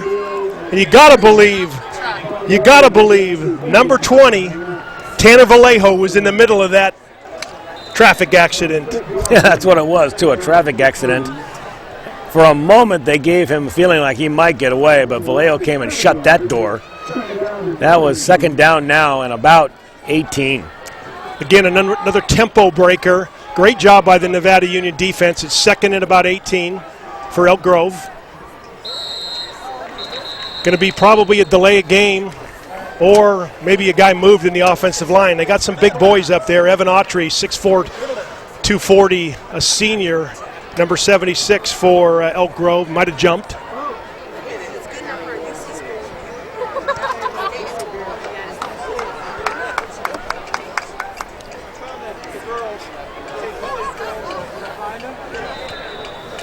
What's the Big Ten for? Yeah, so back to play, 5-yard penalty for illegal motion. Brings up a 2nd and about 23 for Elk Grove. Turn and fake the handoff. Going to throw deep. Defender's there and overthrown. In fact, the defender was back there waiting for the ball. Robert Frazier was out there and just a little bit overthrown. So the last 2 weeks we've seen lefties for Chico and for Elk Grove, some lefty quarterbacks with some pretty good arms, Paul. True thing. But Tyler Houlihan was out there. He was waiting for that ball to come down. This was an instance where the receiver became a defender. That ball easily could have been intercepted. So you got 3rd and 22 for Elk Grove. They haven't moved the ball very well. What do you run here on offense, Paul? You run your stock 12 and or 22-yard pass play, but that ain't going to happen. Is he's going to scramble around the backfield, still on his feet, and finally brought down Archie Sluster, looking for something. Quarterback tried to roll out, fake the handoff, looked to go deep again, and big number 65, Cody Long, in the backfield, making some havoc coming off the field now. It's going to bring up 4th and about 26. Pretty sure they're going to punt here. Chase Gamoro probably going to lay into one. So back is Josh Senna and Tyler Houlihan, and going to be 12 men on the field. Gabe Humphers didn't get off the field in time. Senna receives it, but it's all going to come back. Good, hard run. I think the Elk Grove guys slowed down when they saw the flag because Gabe Humphers was the 12th man on the field. So it'd be like what they call illegal substitution. Let's take a look at this NU defense here. This is what inevitably forced that punt, and you can see that they've got lots of penetration. The offensive line having a real tough time holding back these defenders, especially Vallejo. That's number 65 who gets a big chunk of it. That's Cody Long, and finally brings him down. So now we got a penalty on the field here, and we're going to let the herd make a decision on whether they want to accept that penalty. Could drive it back 5 yards. It'll give them 4th and 21, so they're not going to gain a lot there. Illegal substitution on Nevada Union's a call. 12 men on the field. Holding against Elk Grove, so the penalty's offset, so we'll go back to 4th and 26. We'll play it again, Paul. Actually, this, I think, works to the disadvantage of the herd because it was a pretty good kick. And they had rallied up the receiver back to receive the ball. We've got Josh Senna, and we also have Tyler Houlihan. So last time the punt, Senna received the kick, and looks like there's going to be a timeout, a little confusion. Coach Humphries is going to burn his last time out. He's only got 1:42 left in the half, so good a time as any. He's feeling like he can shut the door on this mousetrap if he can just get one more score before half. I think an excellent move by Coach Humphries. Call timeout, reset yourself. Been a lot of confusion on the penalties. And so now just kind of get your game plan together and might even set up something like punt block. It's worth the risk. Yeah, they seem to be penetrating on offense. They might just well try it perhaps now after the snap. We've seen, I believe we've seen 4 or 5 kicks, Rick, and we've only seen one real good one out of Elk Grove. And that's the one that Josh Senna just returned for about 24 yards, but it was negated by the dual penalties, the holding and the illegal substitution. So Chase Zamora back, 1:42 left in the second quarter. It's 4th and 27. Senna and Houlihan back to receive the punt. Got 9 guys on the line of scrimmage, so they could do a little activity for punt block, stunting around on the defensive line. Here they come. They're going to try and block it. Not going to get to him, but it's a lousy kick off the side of his foot to the right-hand side. Gets a good bounce for the herd. Kick must have extended itself by another 10 yards at least, and it'll go out of bounds at about the 30-yard line. So with 1:29 left in the second quarter, Nevada Union up 21-0. No timeouts left, but certainly have an offense that can go 68 yards. It looks like, where's the ball, on the 29-yard line? Looks about like that. I think we'll see an opportunity for Josiah to air a couple of them out, see if he can get some field position. Brock Krause wide to the left. Josiah turned and handed off to Devin Grimes up in the middle. Nice run, about 5 or 6 yards, just setting the tempo. Being led by number 55, the center, Taylor King. King doing a great job here, blowing out the line. Let's see what Coach Humphries comes in with as we see the clock tick down below 1 minute. 1:05 left, 2nd and 8. Connor Keith in the backfield. Grimes in motion. Hand to him. Throw. Pass by Grimes. Throw wide open to Krause, and he missed him. Grimes wishes he had that one back. Ooh. He had a wide open receiver out there. That was number 12, Brock Krause. And we haven't seen that play all season, and Krause is looking at him going, come on, man, I don't get to score that often. I liked the call, though, to pull that out with 56 seconds left in the second quarter. Like you said, they want to break it open, maybe go in 28-0 at half. And Devin Grimes maybe just didn't warm up enough and just led Brock Krause a little bit too far. So now we got a 3rd and 8 coming up with 56 seconds left. Josiah Pay in the shotgun. Fake the handoff underneath, rolling right. Throwing out to Brock. Nice touch. Oh, in and out of his hands. So Brock says, come back to me. You missed me the last time. They throw him back to him, and he doesn't reward them with a catch. Juggles the ball as he's falling out of bounds. Let's take a look at the replay on that. Now watch. He's got him all by himself. Josiah throwing on the run and throws a nice ball. I could have caught that. Well, I'd have tried to catch that, but Brock Krause, I think, was thinking about running before he was thinking about catching. Punt to Robert Frazier. Got great speed. Turns it upfield. Gets to the corner. Great pursuit. Great coverage by the Nevada Union punt team. So, Paul, you could have caught that, but I want to just point out the excellent throw by Josiah Pay to drop it in behind the front defender and in front of the back defender. That's a very, very difficult throw. And he did it going to his right, throwing on the run, too. That wasn't a drop-back pass. No, we're seeing more and more of Josiah Pay and his ability to throw the football. 1st and 10, Elk Grove. 35 seconds left. Turn, look, throw, quick out. Going to be intercepted. No! Great hustle by Houlihan. Looked like he had an intercepted on the tip ball. Ball intended for Chase Zamora. And Zamora was out there. They like to hit Zamora. Like I said earlier, he's a big old target. He's at least 6'5", and I think they wish they had that one to throw over again. Throws a nice dart out there, but doesn't have the hands, doesn't get his hands and thumbs together to catch that football. Excellent job on the tip drill. They practice it every day in defense. Once it's tipped, everybody charges towards the ball. So 2nd and 10, 29 seconds left. Elk Grove ball, back to throw, a 3-step drop, chase out, and number 40, Kyle Bush, in on the rush. Excellent job on the blitz. That's the first time we've called Kyle's number tonight, and Kyle's an ever-present defender for NU. Smells it out, breaks off from his offensive line position and makes that stop. And that's going to end the first half here at Elk Grove, Laguna Creek Community Stadium. At the end of the first half, it's 21-0, your Nevada Union Miners over the Elk Grove Thundering Herd. So, Rick, if you recall, the great soothsayer sitting next to you said, well, at least we're going to see a 14-point lead as they go into halftime, 21 points. And I got to say, unfortunately, that the Herd has not really given them that much of a struggle tonight. I'm impressed by the way Nevada Union's come out here in the first half. Much different than last week when they came out a little sluggish at the end of after beating Monterey Trail in a big game and then coming out sluggish against Chico. They've come out here and set a tempo. I like your prognosticating. I don't know why Adams is putting you down a little bit. Keep prognosticating. What do you think we're going to see for the second half, Paul? Prognosticating, huh? You know, I put medicine on that. I was hoping it would go away.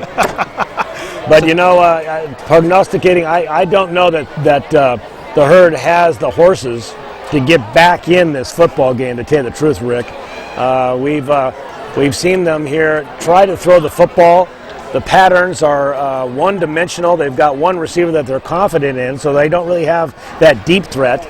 They've got some speed in the backfield. If they can get Devin Ransom into the open, maybe with some kind of flare passes, maybe with some kind of screen passes, something like that could break him into the open, they might have more of a chance of getting some big yardage. But we really haven't seen the offensive horses that can come back from a 21-point deficit, so I'm not optimistic. Now we'll enjoy the Nevada Union cheerleaders who work as hard as the football players to prepare for their entertainment here at halftime.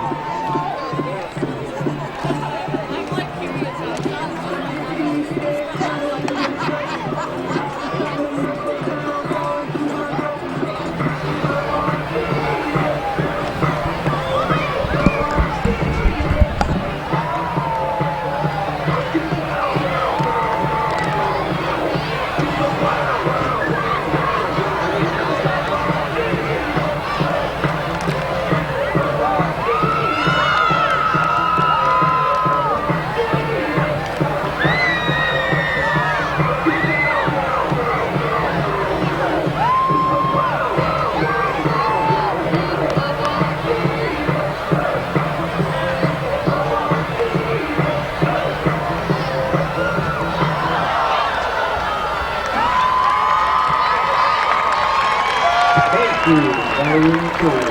And now, it's Elk Grove High School. Paul, that's a long way up for those cheerleaders to go. Long way up. You're watching Nevada Union Minor football on the Touchdown Production Sports Network. Hi, my name's Mark from Swayze's Public Wholesale at 140 East McKnight Way. At Swayze's, we have all kinds of automotive tools. We have all kinds of fasteners, 3 different pitches of metrics. We have safety equipment. And don't forget our glove world. We carry over 600 styles of gloves. If your canopy was damaged this winter, we have all the parts and supplies to fix and repair it or expand it. It's Swayze's Public Wholesale. We have everything you need for everything you do. Open every day, 8 to 5 on the weekdays, open till 4 on the weekends. Mike Bratton is the neighbor you can count on for your most important insurance decisions, 24 hours a day. The first step begins with a phone call. Hi, I'm Mike Bratton, your good neighbor State Farm agent, and I look forward to hearing from you. Since 1984, my team and I have been educating clients and developing long-term relationships through personalized and professional guidance on their insurance programs. We will put you in the driver's seat and strive to enhance each encounter you have with us. Like a good neighbor, State Farm is there.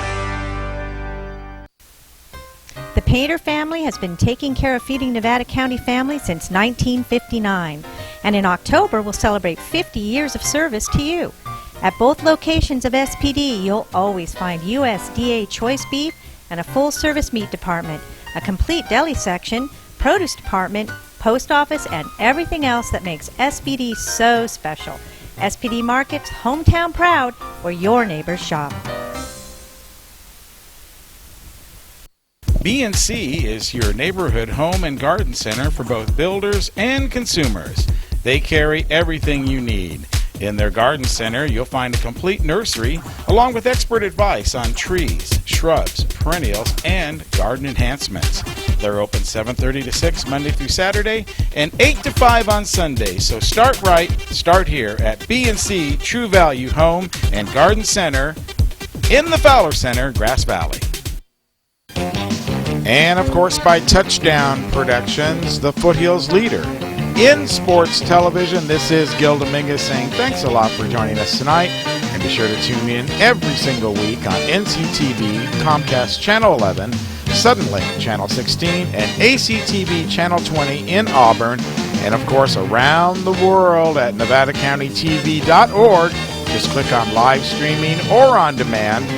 We're Touchdown Productions, making memories since 1997. Guys, back up to you. And we're back again, too, with all-phase solar heating and air conditioning.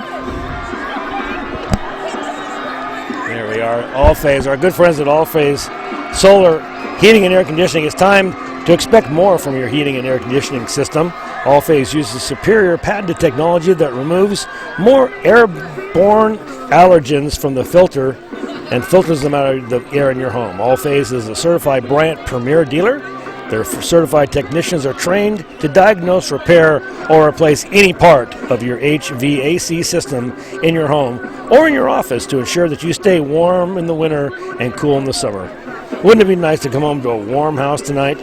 That's all-phase solar heating and air conditioning. Hi, I'm Dawn Whitmore, branch manager at Adecco Grass Valley.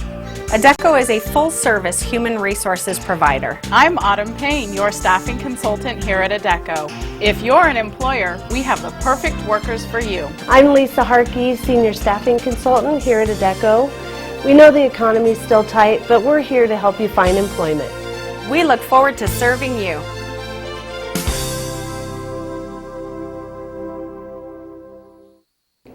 Gold and silver are more important as a part of your investment portfolio more now than ever before. There's inflationary pressures. China alone could push the gold price more than double from $1,000 to $2,000 an ounce. Hi, my name is Jason Hommel and welcome to the JH Mint. Here at the JH Mint we have all sorts of gold and silver. We have about 200 ounces of gold. We have about 20,000 ounces of silver or more in stock. We also assay or scrap gold jewelry and placer gold, and we will be here for all of your gold and silver investing needs Monday through Friday, 10 a.m. to 5 p.m. Welcome to Grass Valley Glass, family owned and operated by the Stallman family since 1989. Grass Valley Glass is your local expert in the repair of single and dual pane windows. And don't forget about your auto, truck, or motorhome. Grass Valley Glass also offers the same-day repair or replacement on all your auto glass needs. And we work with all insurance companies. Remember, if it's glass, it's Grass Valley Glass. Experience Roadhouse food from around the world at the Old 5 Mile House on Highway 20, your 5-minute getaway for fun and family dining. Your host, Robert Smith, has transformed the Old 5 Mile House patio into a charming oasis with live music almost every day. You'll find good value and good times, and in September, enjoy the taste of Italy along with the core menu of Roadhouse food. Get something for everyone at the Old 5 Mile House, your 5-minute getaway. Well, now we get to watch a little bit of the Elk Grove marching band. Well, we talk about what happened in the first half. Let's analyze these two offenses here for a second here. Rick, I know you've got some stats from the last couple of weeks. How do they compare with what we've seen tonight? Well, the Elk Grove team has not demonstrated the last 4 weeks the ability to throw the ball, and we're seeing some of that tonight, Paul. They pretty much run the ball. They've run 165 times and like to pound it up in there, and they're just not getting any momentum to get that done tonight against a pretty stout defense by Nevada Union. On the offensive side for Nevada Union, we're seeing pretty much the same as we have seen. This game plan tonight by Coach Humphers, he's not having to throw the football as much as he has in the past. His offensive line is doing the job up front. It's allowing Connor Keith to get the yardage. We're seeing running by Jake Tilley, Connor Keith. We've seen excellent running by Gabe Humphers tonight, I think, who's having a breakout night carrying the football. We know that he's a good receiver, but tonight I think he's shown some excellent moves and one of the best backs we're seeing in the backfield. Yeah, I think early on in the game, the first 3 or 4 series, Nevada Union didn't throw one pass. They were trying to set a tempo, but just shoving it at a big, strong defensive line of Elk Grove. So I think what we saw is not a need to pass, like you said, and then when they did try to air it out, they missed some big throws.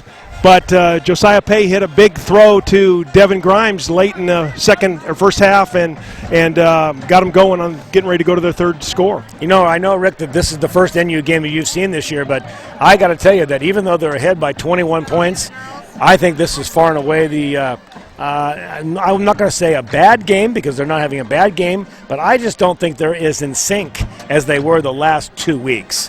I'm not saying as good of execution from their backs, and I'm seeing Josiah Pay being a little bit off on his passing. Well, if you remember last week, Paul, we were down by, I think, 5 or 6 points to Chico. Came in and scored 29 unanswered points in the second half of that game last week. So maybe it's a team that kind of sets a little bit of tempo. We're up 21-0 now in the first half. Maybe Coach Humphers says some things or makes some adjustments here at halftime that we'll see a pretty tenacious team come out and be more in sync, like you're saying, and be more productive on the offensive side of the ball. And you know, another thing is, no matter whether you're a professional player, college player, high school player, you always have a tendency to play to your opponent. If your opponent's a little bit weaker, sometimes you have a tendency naturally to kind of back off a little bit. You don't play quite the most aggressive game you can play. Then a strong opponent comes up, and he gets in your face, and that brings it out of you, too. So tonight, the Herd really not challenging the Miners. That may be what we're seeing as far as execution on the field. But I think Coach Humphers and his staff told his team all week, listen, we can't take these guys for granted. They're ranked number 20. Well, yeah, we're number 4 in the Northern California section. We're doing a good job, but this is the number 20 team. They got a great heritage. Chris Nixon, the head coach, has been here 2 years and kind of changing the program, setting in a different direction. So I know Coach Humphers and the team stress we can't take these guys for granted. We need to be up. But then again, you're dealing with the psyche of a 14, 15, 16-year-old who maybe wants the keys to the car or not sure who he's going to go out with. Well, homecoming was last week, so that was taken care of. That's so true. So we miss, of course, we're going to mention that we miss Jim Adams tonight. He'll be back next week. I'm so glad to have you. You normally are with Marty Mortensen. How is it working as color for Marty? Marty's great. He just lets me such a liar. do my own thing. He's training me, coaching me. He's a seasoned veteran, so I just kind of run along his guidelines. You know how it is. I know. Marty, I know you're watching tonight. That's why I even brought it up.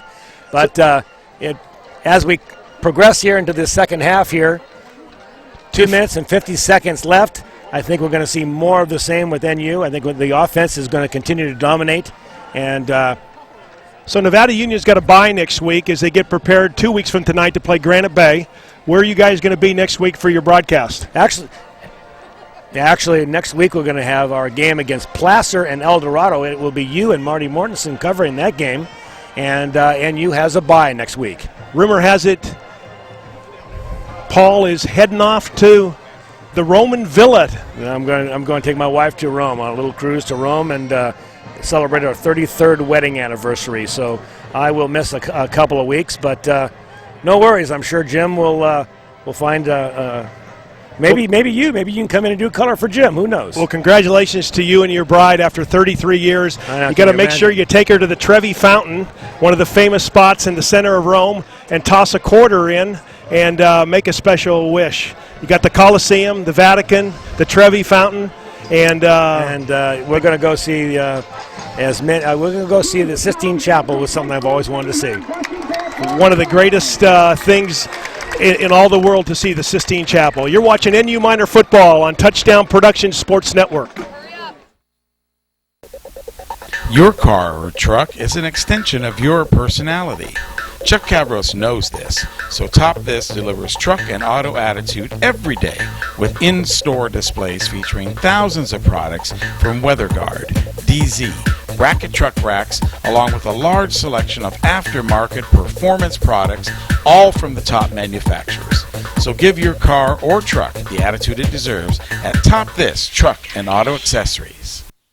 Hi, I'm Larry Ingersoll, Chief Title Officer and Manager of Placer Title in Grass Valley. Welcome to Placer Title's new office at 380 Sierra College Drive, Suite 100, Grass Valley. Placer Title's been in Nevada County since 1995 and has supported all the local athletics and especially minor football. So remember to look for Placer Title at our new home on Lytton Hill near Sierra College at 380 Sierra College Drive, Suite 100, Grass Valley. Bob and Kurt Pinkham have been serving your carpet needs in Grass Valley since 1977. That's over 50 years of experience. Their new 3,500 square foot showroom is stuffed with the latest designs in carpet, vinyl, hardwood, and ceramic tile flooring products from all the top manufacturers. With many products in stock in their huge 3,500 square foot warehouse. It's Bob's Discount Carpet in Grass Valley.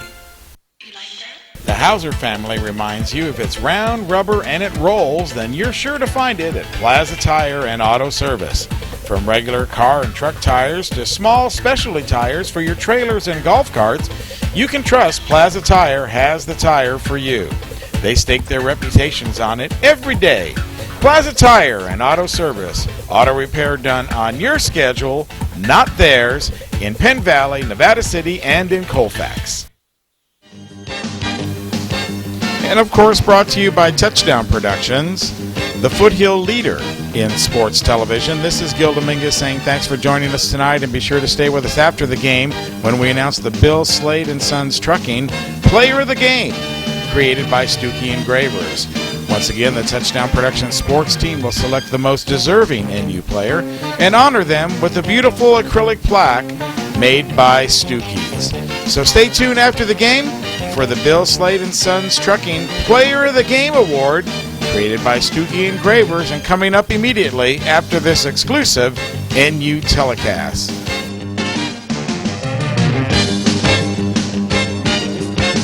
So, Paul, you and I got to start making some decisions on the Bill Slade & Sons Player of the Game Award.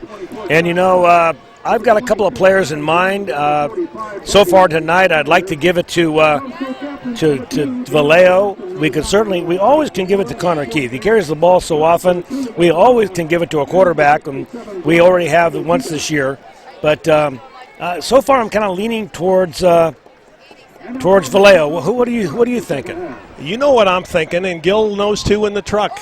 We got to keep our eyes on those big offensive linemen that are blowing out Elk Grove defensive linemen that are weighing 240, 260, 275. I never have a problem getting it to a lineman, my man. If you see one that you think is such a standout, bring up his name, and we'll keep an eye on him for the second half. Let's hear it. Keep your eye on number 65, Cody Keith. He's firing off the ball. He's making blocks downfield. He's doing an excellent job kind of setting the tempo for the offensive line. So that'll be fun. I was downtown in Grass Valley and went to Stuckey and Companies and saw where they do that engraving, and that's a special award for a young man to win that award. And I know Devin Grimes has won it the last 2 weeks, so we got to find somebody else to give that piece of hardware to. His trophy case is going to be too full.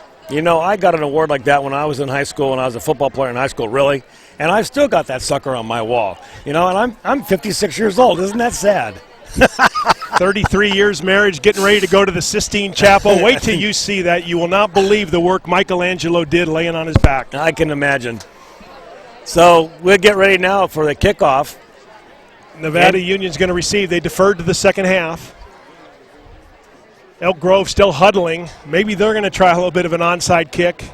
But we got what looks like the hands team up for the Nevada Union Miners. We got Tanner Vallejo, number 20, number 40, Clyde Bush. And we got some offensive linemen up there, but they may be suspecting a little bit of an onside kick too. Chase Zamora to kick off, shaking hands with the referee. Ref saying, why do they say something like, good luck, Paul? I don't ever understand what that means. Beautiful evening here at Elk Grove, about 70 degrees. Just an excellent facility here at the Elk Grove Laguna Creek Community Stadium. Chase Zamora to kick off. Nice, good, deep kick. Devin Grimes is going to get it deep. Going to fake the handoff. No, he gave it to number 3, Dave Humphers. Yes, that's Gabe Humphers. Dave is on the sideline, but Gabe took that handoff.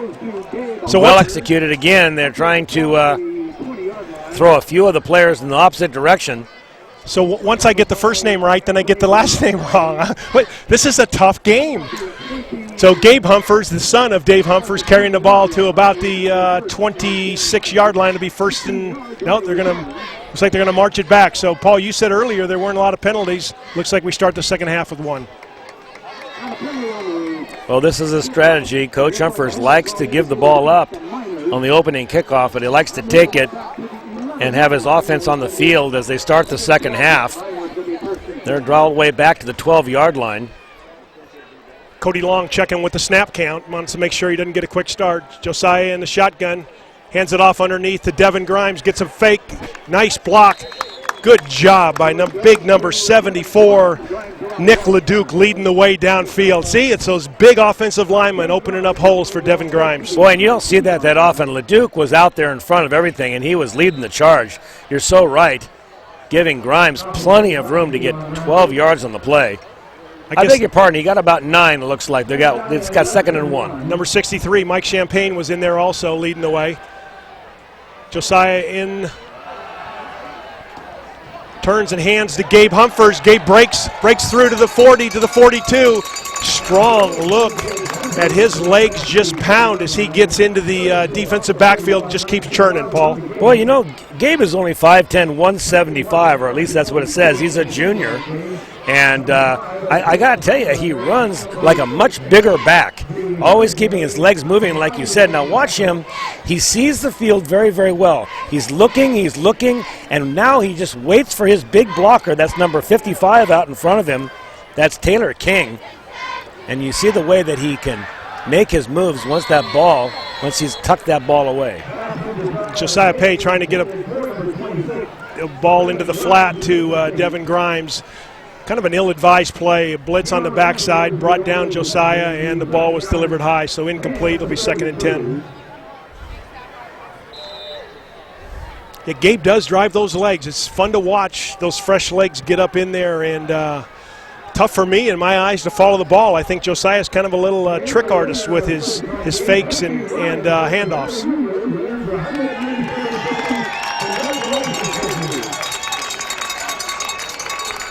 This time Josiah keeps it, turns upfield. Get a guy got to outrun, and Devin Ransom, the speedy defensive back for Elk Grove, brings him down at about the 35-yard line. Looks like he stepped out of bounds. Nice fake underneath to Devin Grimes, and boom, kept the ball himself. I don't think anybody knew that he had that football except for Josiah until he was about 5 yards into the backfield. And finally, he kind of fell over his own feet. He wasn't really taken down aggressively by Ransom.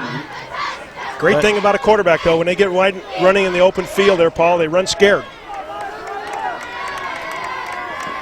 1st and 10, Devin Grimes in motion. Again, Josiah Pay to carry. Looks like he's no, it's Gabe Humphers. Direct snap to Gabe Humphers, and penalty on the play. So Gabe gets really nowhere, maybe lost 3 yards. It's an interesting formation. I missed it. They put Josiah Pay out in a wide right and a wide receiver formation. Paul, is that the first time they've done that tonight? First time tonight, certainly. I haven't seen it all season long, actually, but that was some kind of deception. You had to think there was some kind of a trick play on with Pay out there as a wide receiver, but they ended up just taking it to the short side of the field. An interesting look into the huddle of the Nevada Union Miners. Cody Long is holding his hands up like, I didn't do it. It isn't me. Well, they're going to take a 15-yard penalty. It'll now be 1st down and about maybe 35. I didn't see what the referee signaled on, what the penalty was. Did you see it? I believe it was a hold. So 1st and 25, Brock Krause into the game. Number 18, Jake Tilley out of the game. So Josiah Pay in the shotgun, Connor Keith in the backfield with him. Josiah to roll to the right, got to turn it up inside. Cuts it back, nice run, good block by Connor Keith. Josiah breaks it, gets down back to the original spot where he was at around the 20-yard line. So good running by Josiah Payne. Wow, Josiah is the best back in the backfield tonight. He has got moves that we haven't seen all season. Very deceptive, tough to tackle, quick on his feet, making darting cuts.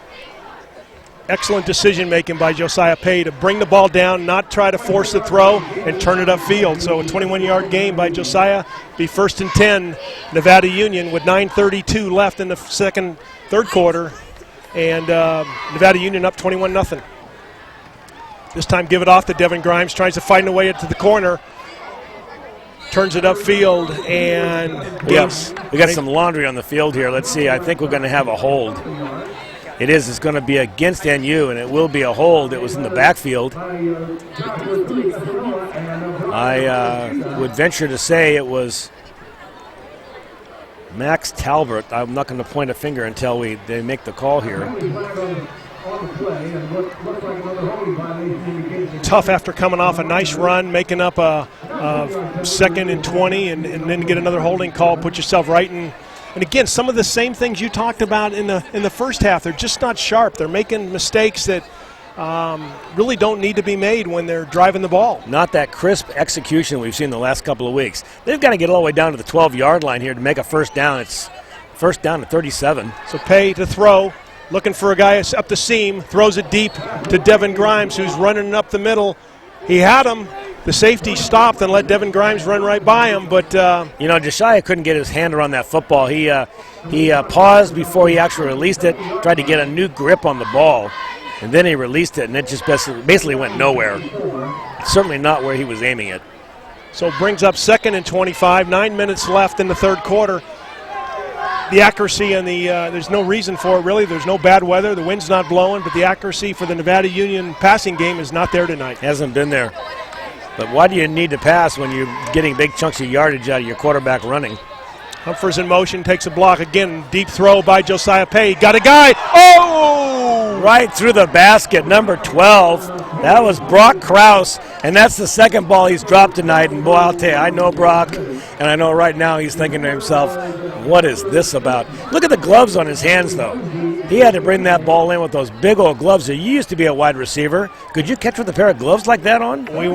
We weren't allowed to use those kind of gloves. So look at the replay and see where it slips through. It goes right through the basket, and we'll see it. Well, maybe we'll catch that one next time. Was a nice throw, though, by Josiah Pay. We're just saying he's a little off, but that was a nice throw right on the money. Brings up 3rd and 25. Josiah to throw again, looking to go deep. Back to Brock Krause. He's got him deep and just a little bit overthrows him. Nice coverage by the Elk Grove, by Chris Edwards, number 7 for Elk Grove. Josiah had to put it in a perfect spot, and he missed it. So on 4th down, Coach Humphers decides to throw the football. figuring he's going to take a chance and give the field position away if he is incomplete, and that's what we'll do. I think we got 4th down now. I beg your pardon. You're absolutely right. That was 3rd down. So we're in good position here. We need 4th and 25. What do you punt it? Do you just try to run the ball and pin back Elk Grove? Josiah's coming back to the huddle talking to Brock, saying, "Hey, I've missed you here. I've missed you there. I'm going to get you, buddy." Well, he's got to get him for 37 yards to get a 1st down. It is 4th and forever. Turn and hand it, reverse up underneath. Give it from Connor Keith back into Gabe Humphers, and it goes nowhere. Sniffed out well by Robert Frazier of Elk Grove.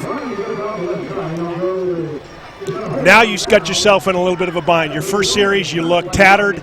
You didn't look that good. You got 8:39 left in the 3rd quarter. You've given a little hope to Elk Grove, and now they're...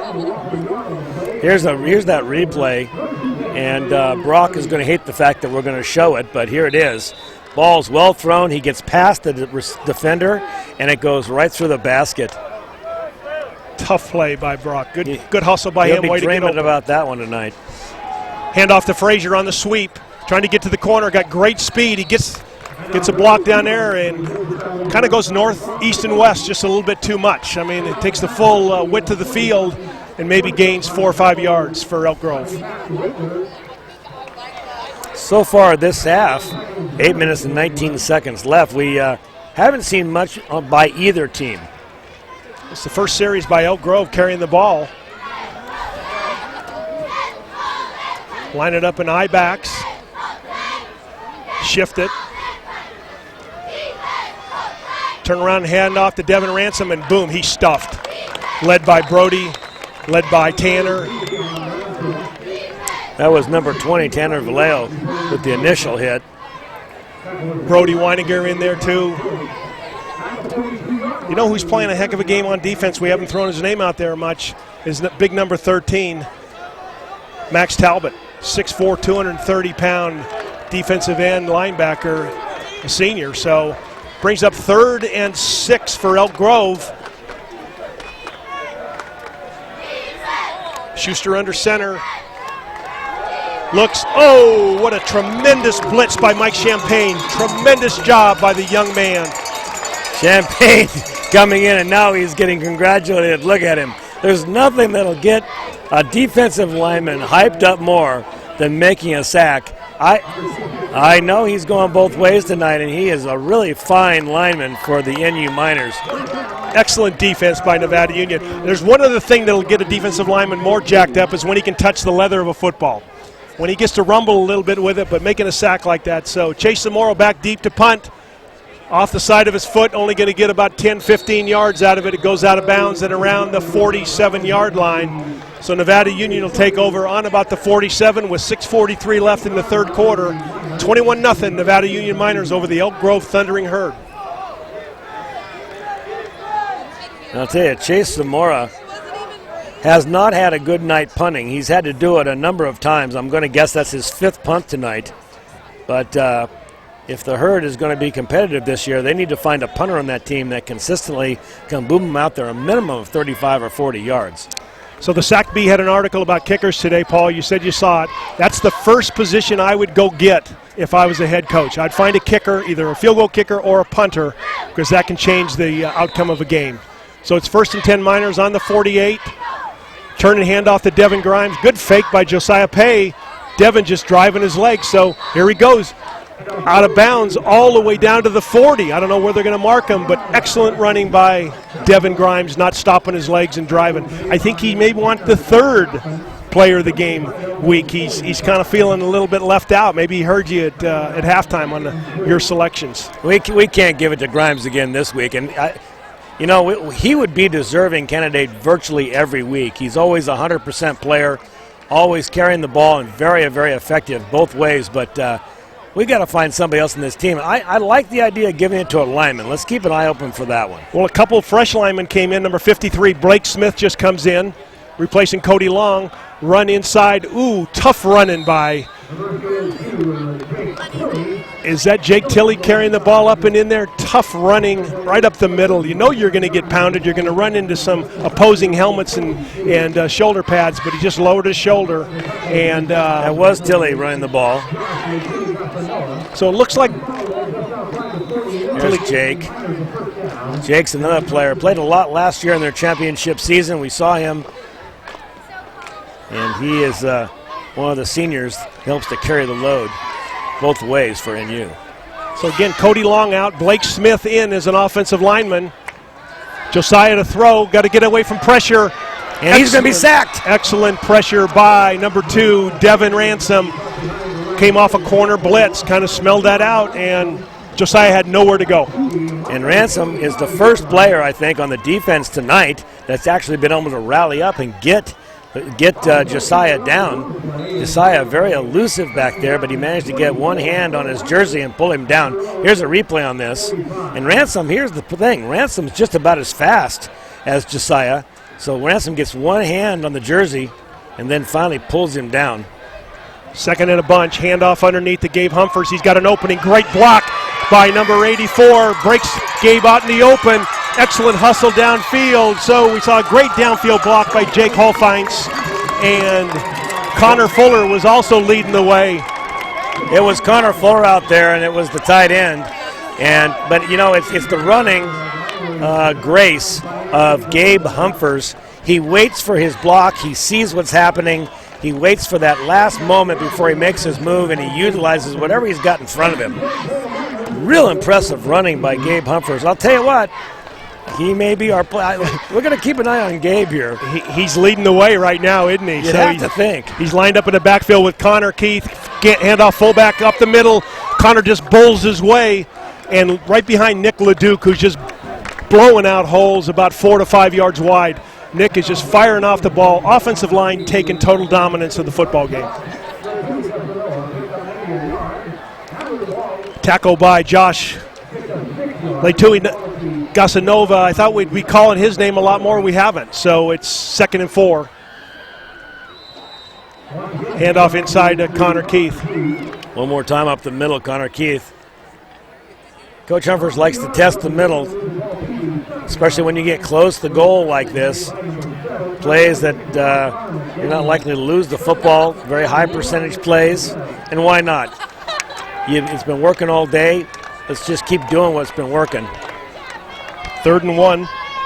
Mike Champagne in there again, lead the way. A second man handoff right behind number 62, Cody Long. Connor Keith carrying the ball again. So now we're going to have a timeout, it looks like. It looks like we're going to have the herd is going to take a few moments here, try to pull it back together again. The defense has been on the field a long time here.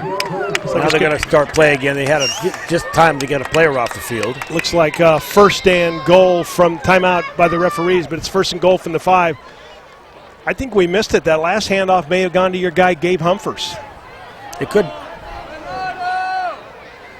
See, you just made the mistake, Rick, of listening to Gil Dominguez. In the truck? In the truck, yeah. You can't do that. In number 10 is a big 6'2", 180 junior tight end, Domino Pedinato, coming in at tight end. So Humphers getting some of his substitutes in. Turnaround handoff to Connors. Keith and bowls ahead for 2-3 yards. They're inching their way at it.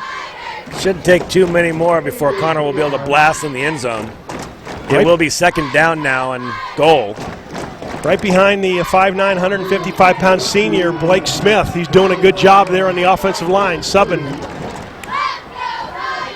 Ooh, bad play. Mix up in the backfield, and Josiah Pay is going to go down and slap the ball pretty hard. He's frustrated. Something happened on that play. It was a broken play.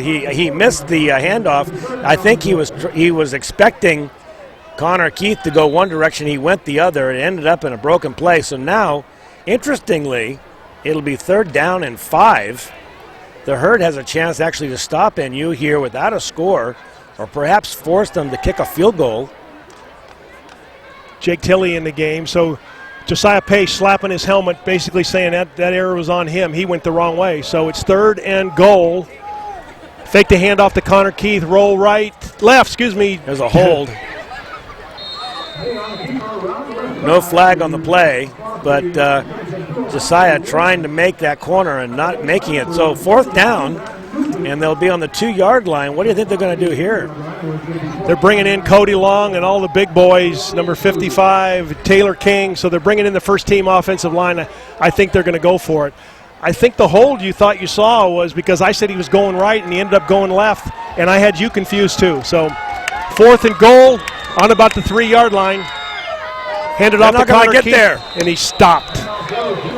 So a moment of triumph for the Herd here, holding the NU Miners in the red zone for the first time tonight. The Miners being stuffed, and the majority of the problem was that one broken play, that miscommunication by Josiah Pay that resulted in a 5-yard loss. So let's see if the Herd can bust out of their own 4-yard line and get something going. Nice tackle by Chase Zamora on Connor Keith to keep him out of the end zone. So it's 1st and 10, Elk Grove coming out on about their 4-yard line. And Tanner Vallejo is just kind of lining up, eyeing the backfield. Turn handed off inside, and a swarm of Nevada Union players get to the football and bring them down with gain of 1.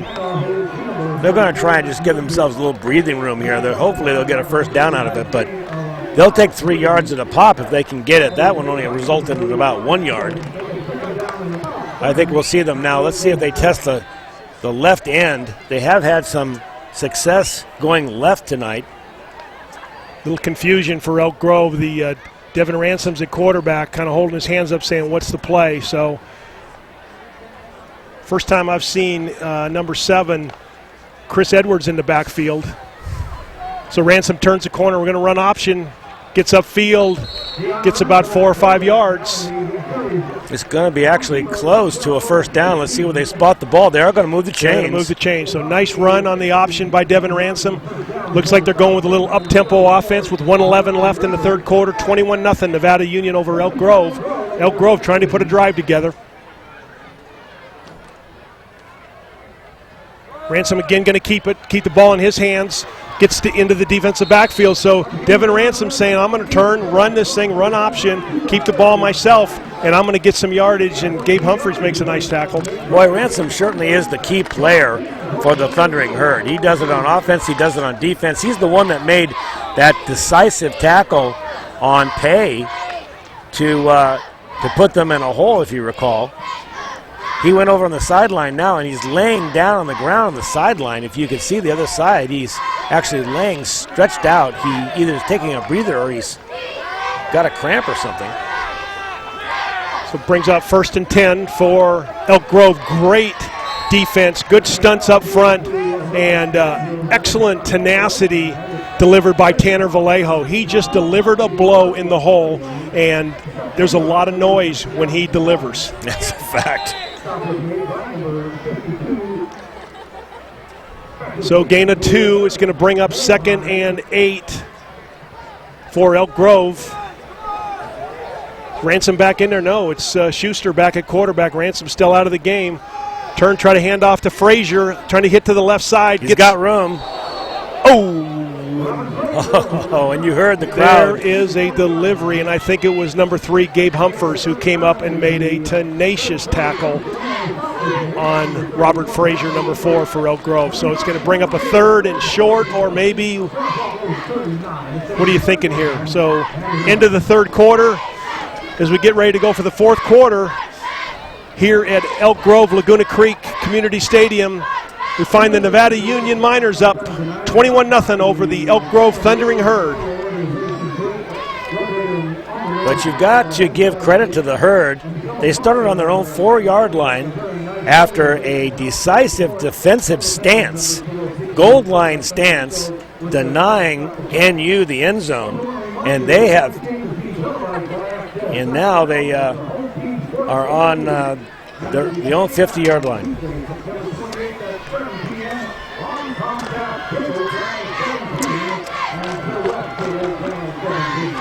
And by Touchdown Productions, beginning our 14th season of local sports production, this is Rick Ellwood along with Paul Brown saying thanks for joining us, and be sure to stay tuned after the game as we announce the Bill Slade & Sons Player of the Game Award created by Stuckey Engravers.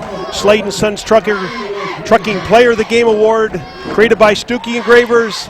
Paul and myself will pick a deserving player on the NU football team and honor him with a beautiful acrylic plaque from Stuckey's. So stay tuned after the game for the Bill Slayton Sons Player of the Game award created by Stuckey Engravers, coming up immediately after this exclusive Nevada Union telecast. So, Paul, we got to find ourselves a player of the game. That tackle made by Gabe Humphreys, he's doing it both on offense and defense. Here we are, 3rd and short. Devin Ransom is back in at quarterback.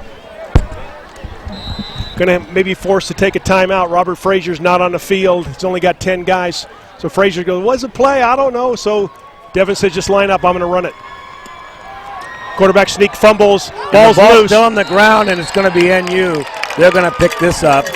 And what a way to end the best drive that the Herd have had tonight.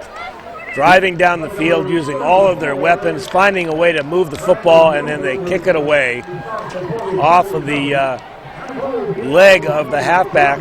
I think that was that Ransom that was carrying the ball? Ransom tried to carry the ball in the quarterback sneak, but the fumble looked like it was recovered by Brandon Loper. So 1st and 10 by Nevada Union on the 45-yard line. Fake the handoff to Devin. Oh, good nice move. Play in there. Great read on the ball by Chris Edwards as he broke on the throw. The ball in the flat. Josiah Page just a little bit late on the throw, but nice move by the defensive back, Chris Edwards. So that'll make it 2nd down and 10 now for the Miners. Miners not able to score at all this half, and don't seem to have the push on the offensive line they had in the first half. So Devin Grimes split out wide. Gabe Humphreys split out to the right. Josiah ready to throw. Tries to throw it in the flat. The tight end, number 86, just got hung up a little bit. Connor Fuller got hung up a little bit by his own feet. Couldn't get to the route, so brings up a 3rd and 10. You know, we haven't seen Connor Fuller catch the football very much this year. He is an excellent blocking tight end. And if you recall, he was the one that helped to break Gabe Humphreys loose in the end zone earlier. But we don't see them throwing at him very much. And in that particular case, Rick, he fell down before he could finish his route. So 3rd and 10, Nevada Union trying to get a drive together. Maybe this is the time, Paul, for a screen pass or a draw. The wraparound, there it is, and they're going to get him. Wraparound draw to Connor Keith, who was smelled out quickly by Chase Zamora. And about a 4-yard gain by Connor Keith. Nobody fooled by that. No, certainly not. So Coach Humphreys is going to be forced to punt a 3 and out. Just exactly what the Thundering Herd was hoping for after turning the ball over. Fake punt. Snap to the up back. And they're going to get stopped. They're going to get stopped. So they snap the ball. Gabe Humphreys takes the snap. You know, he had some effort there at the end there, Rick. I wonder where they're going to spot this. Nope, they're going to give it back to the Herd, and they're going to have reasonable field position. Down here on the sideline, the offensive line coach is really upset and taking it to Cody Long and Nick LeDuc and some of the offensive linemen. They're just not getting it done up front. And he's delivering a message to them that we can't run the ball if you guys don't get some blocking done. Quick throw by, nice reach and grab by Chase Zamora. Quick throw by Schuster out to the flat.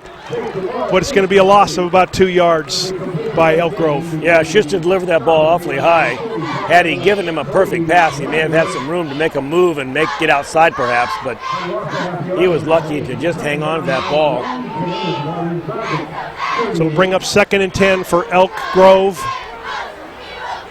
Again, trying to establish themselves, trying to find something to work after the long run by Robert Frazier was called back for a touchdown. They've had nothing. So Frazier split left here on the bottom of your screen. Schuster back to throw. Frazier running a go route. Oh, it's going to be thrown up there. Throw it short. He threw that up there like a dead quail that came down. There was nothing on that ball. That was a dead arm quarterback throwing that one.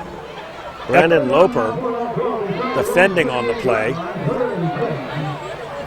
Brings up a 3rd and 10. Something I'm impressed by, I saw this by Josh Senna in the first half and then by Brandon Loper. One of the rules of a defensive back is when you're going for an interception, go and get it at the highest point.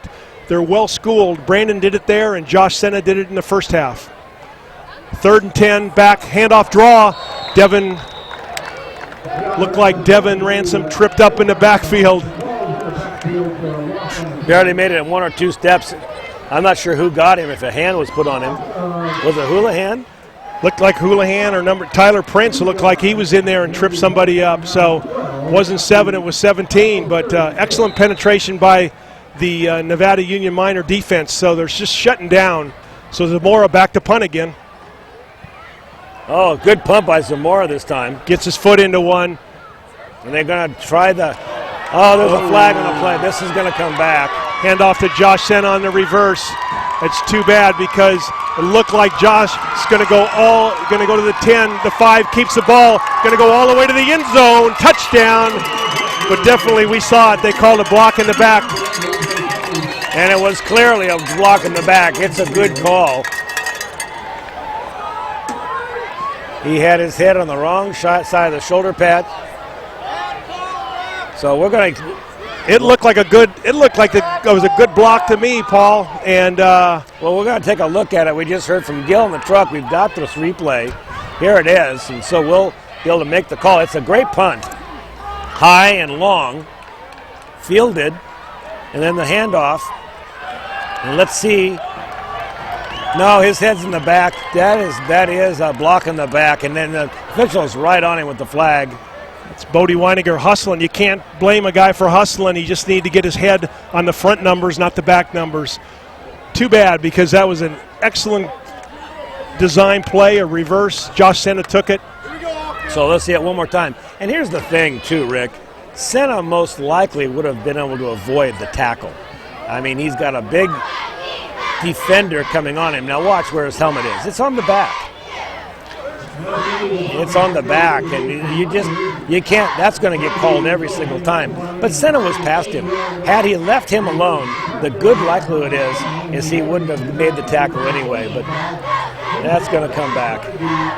So with 9:28 left in the fourth quarter, Nevada Union kind of struggling, still up 21-0.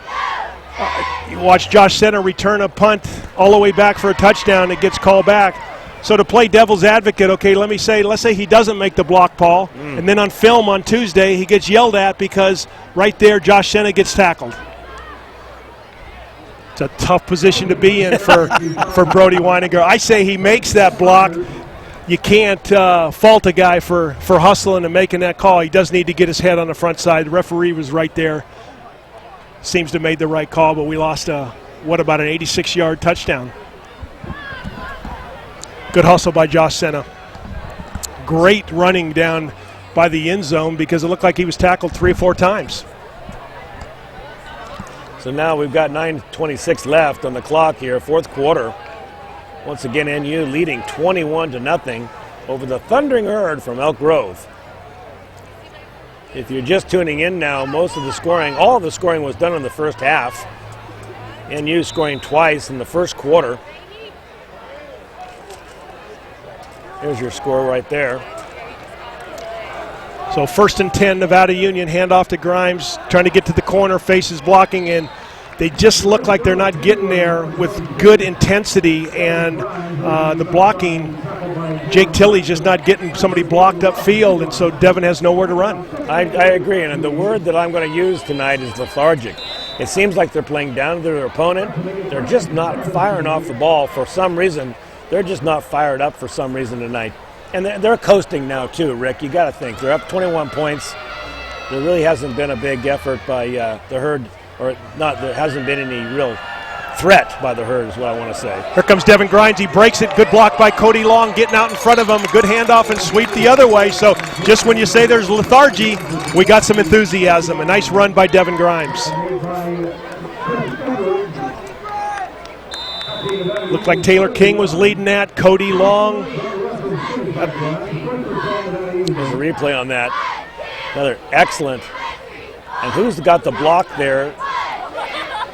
A pulling guard had a block and it broke him loose. That's Taylor King. That was Taylor King. Goes back to live action. Inside handoff.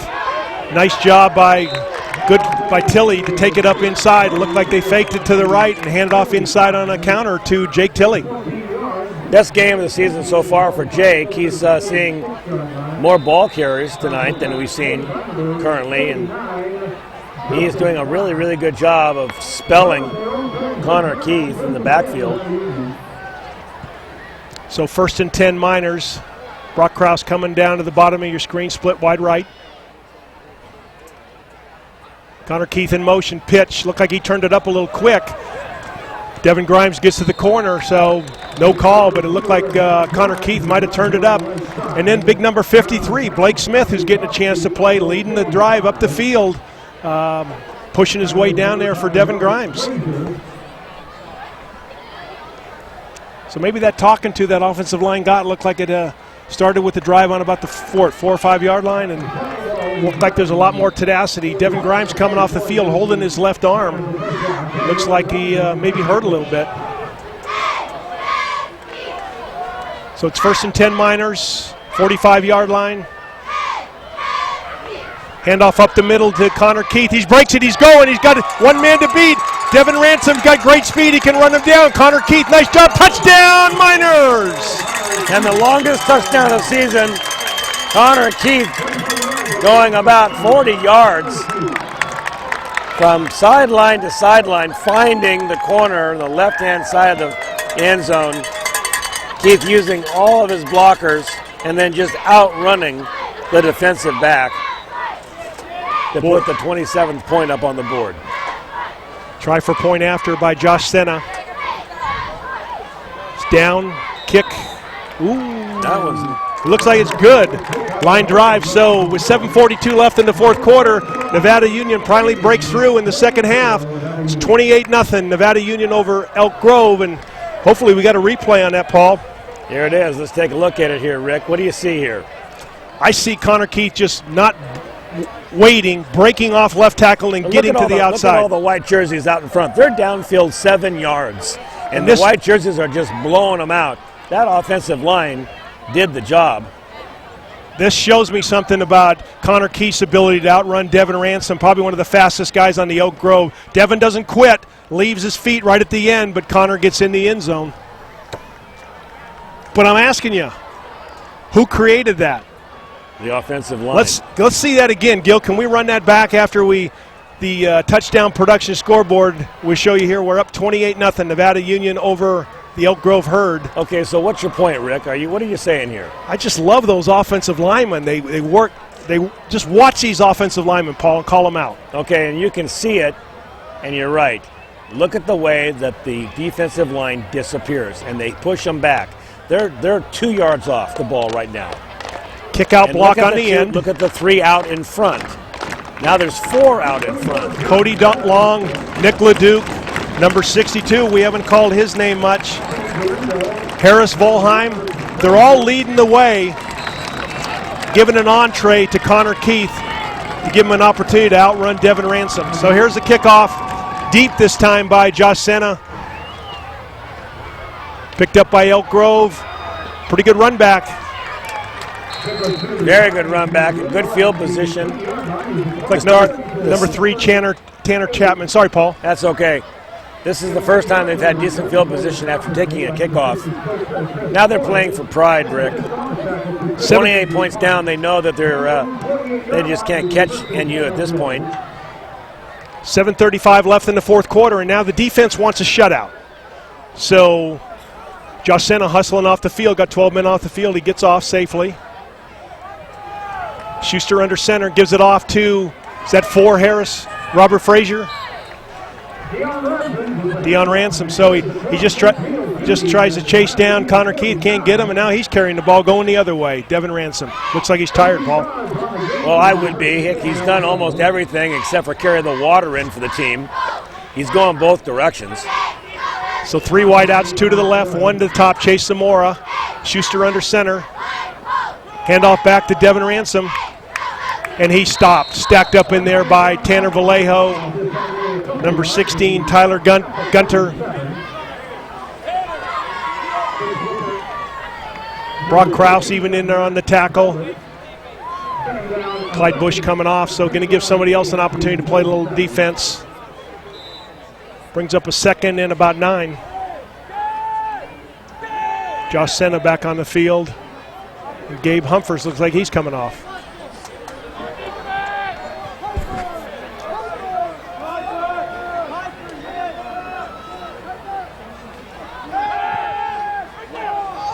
Looking to throw over the middle, and it's going to be intercepted. Nice job by Brandon Looper on the tip drill again. Schuster back to try to throw that little curl route, so Elk Grove just can't get anything going, but I think that's set up by the tempo and the tenacity of the Nevada Union defense. Yeah, it was a good pattern, and it was actually a very good throw. But the ball caromed off the hands of the receiver, and Looper was right there to pick it up. Now watch, the throw is actually right on target. It goes right off the hands. That's number 4. That's Frazier. And there is Looper to pick it up. Josiah not sure. He looked like he was the one to hand it off or shovel pass underneath. Turns and comes up for gains about 8. And it looked like a broken play. It sure did. And, you know, that's what a quarterback's supposed to do. If you can't make the handoff, you just follow the back or try to improvise as best you can. Here's that interception again. Now, you know, the throw is a little high. But still, that's a catchable ball right there. You would have caught that ball. Caroms off, and Looper is right there to make his first interception of the season. Again, excellent discipline by the Nevada Union defense. Josiah Pate a run option left. Turns it upfield, gains about 3, so it's going to bring up about 3rd and 1. But they practice that tip drill probably for about 20 minutes every day in defense and practice, and paying off for the Nevada Union Miners. Brandon Looper going after the tip ball. So 3rd and about 3 here, 5:31 left in the 4th quarter, 28-0 Nevada Union over Elk Grove.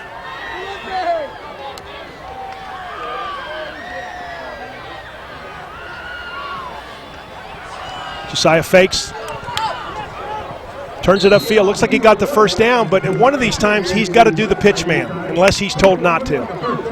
When he turns it up, that pitch gets wide open, and he's got to let it off to the trailing back for the pitch. Have you ever noticed that most running quarterbacks that play the option, they don't like to pitch the ball. They like to keep the ball themselves and go and get what they can. It takes discipline to pitch that ball rather than to keep it. He gets hit hard enough by a defensive end in one of these bigger games coming up. Trust me, he'll want to get rid of that ball. Good point. That's all it takes is a little knock to the head. Good point. 1st and 10, Josiah to throw, shovel pass underneath. Nice play, well designed, underneath to Jake Tilley. It's a little shovel pass. I think that's what they tried to do earlier on 1st down, that it wasn't there, and Josiah took it for an 8-yard gain. I like that shovel pass. It can either be knocked down, it can't be fumbled, and it can be either incomplete or completed, so it's a high percentage play. So 1st and 10, Nevada Union. Here's option, he pitches, gets it to the corner. Number 17, Tyler Prince. Tyler Prince getting that pitch. That time he gave it up, and Rick Prince went on, put his head down, got a few extra yards there. They're going to move the chains. It's 1st and 10 for Nevada Union on about the 27-yard line. They must be listening to our call. Right after we say pitch it, he pitches it. Well, of course they are. So 1st and 10, Nevada Union driving here late in the 4th quarter. Again, shovel pass underneath. Ooh, it's wide open, lowers his head. Nice run by Jake Tilley. He is showing some tenacity. And they're going to say it's a fumble, and the Herd have it. Oh, what a way to end a tough play. So 3 minutes and 50 seconds, Rick. They've got time to see if they can get that one score they've been missing all game. Well, I'll tell you what, though, what we saw on that last sequence was 2 shovel pass plays, and I got to tell you, I haven't seen it the whole season. This is something new that Coach Humphers has put into the offense. And that's a very effective play. It gets the whole defense going one direction. You shovel it backwards, and there's the ball on the ground now, and the Herd are on it. Looks like somebody hit that ball. That was one of those helmet on the ball. I don't think that Jake Tilley had a shot once he didn't cover it up, and so tough fumble by Jake. Here it is again. Let's see. He's got the ball very securely right now. And watch a gold helmet come in right here at the bottom. Right now, gold helmet comes in and knocks it loose. Boom, ball's loose there, and Devin Ransom's close to it. It looks like number 9 again. Chase Zamora So it's 2nd and 10. Elk Grove trying to get a drive going. Devin Ransom's just showing he's got a lot of vim and vigor. He's not got no quit in him. Well, I'm looking on the sideline. We got Champagne out. We got Vallejo standing on the sideline. So we have Coach Humphers using some of his backups. Get Jake Fanau in, a 5'8", 180-pound defensive lineman, a junior in there. Number 75 in there. So, yeah, he's giving his defense a chance to substitute a little bit, but he doesn't want him to score. So it's 1st and 10, Elk Grove, back to pass, handoff on the draw. Handoff to Devin Ransom, nice gain. Again, another 10 yards. And they can smell it. I think they really would like to see a score. They don't want to have the goose egg on the scoreboard when they walk off their own home field. 2:55 left in the 4th quarter. Devin Ransom getting up slow, carrying, but getting about 8 to 10 yards a pop. So Devin coming out of the ball game, it looks like Robert Frazier's going to get a chance to carry the ball. Archie Schuster in at quarterback, a lefty.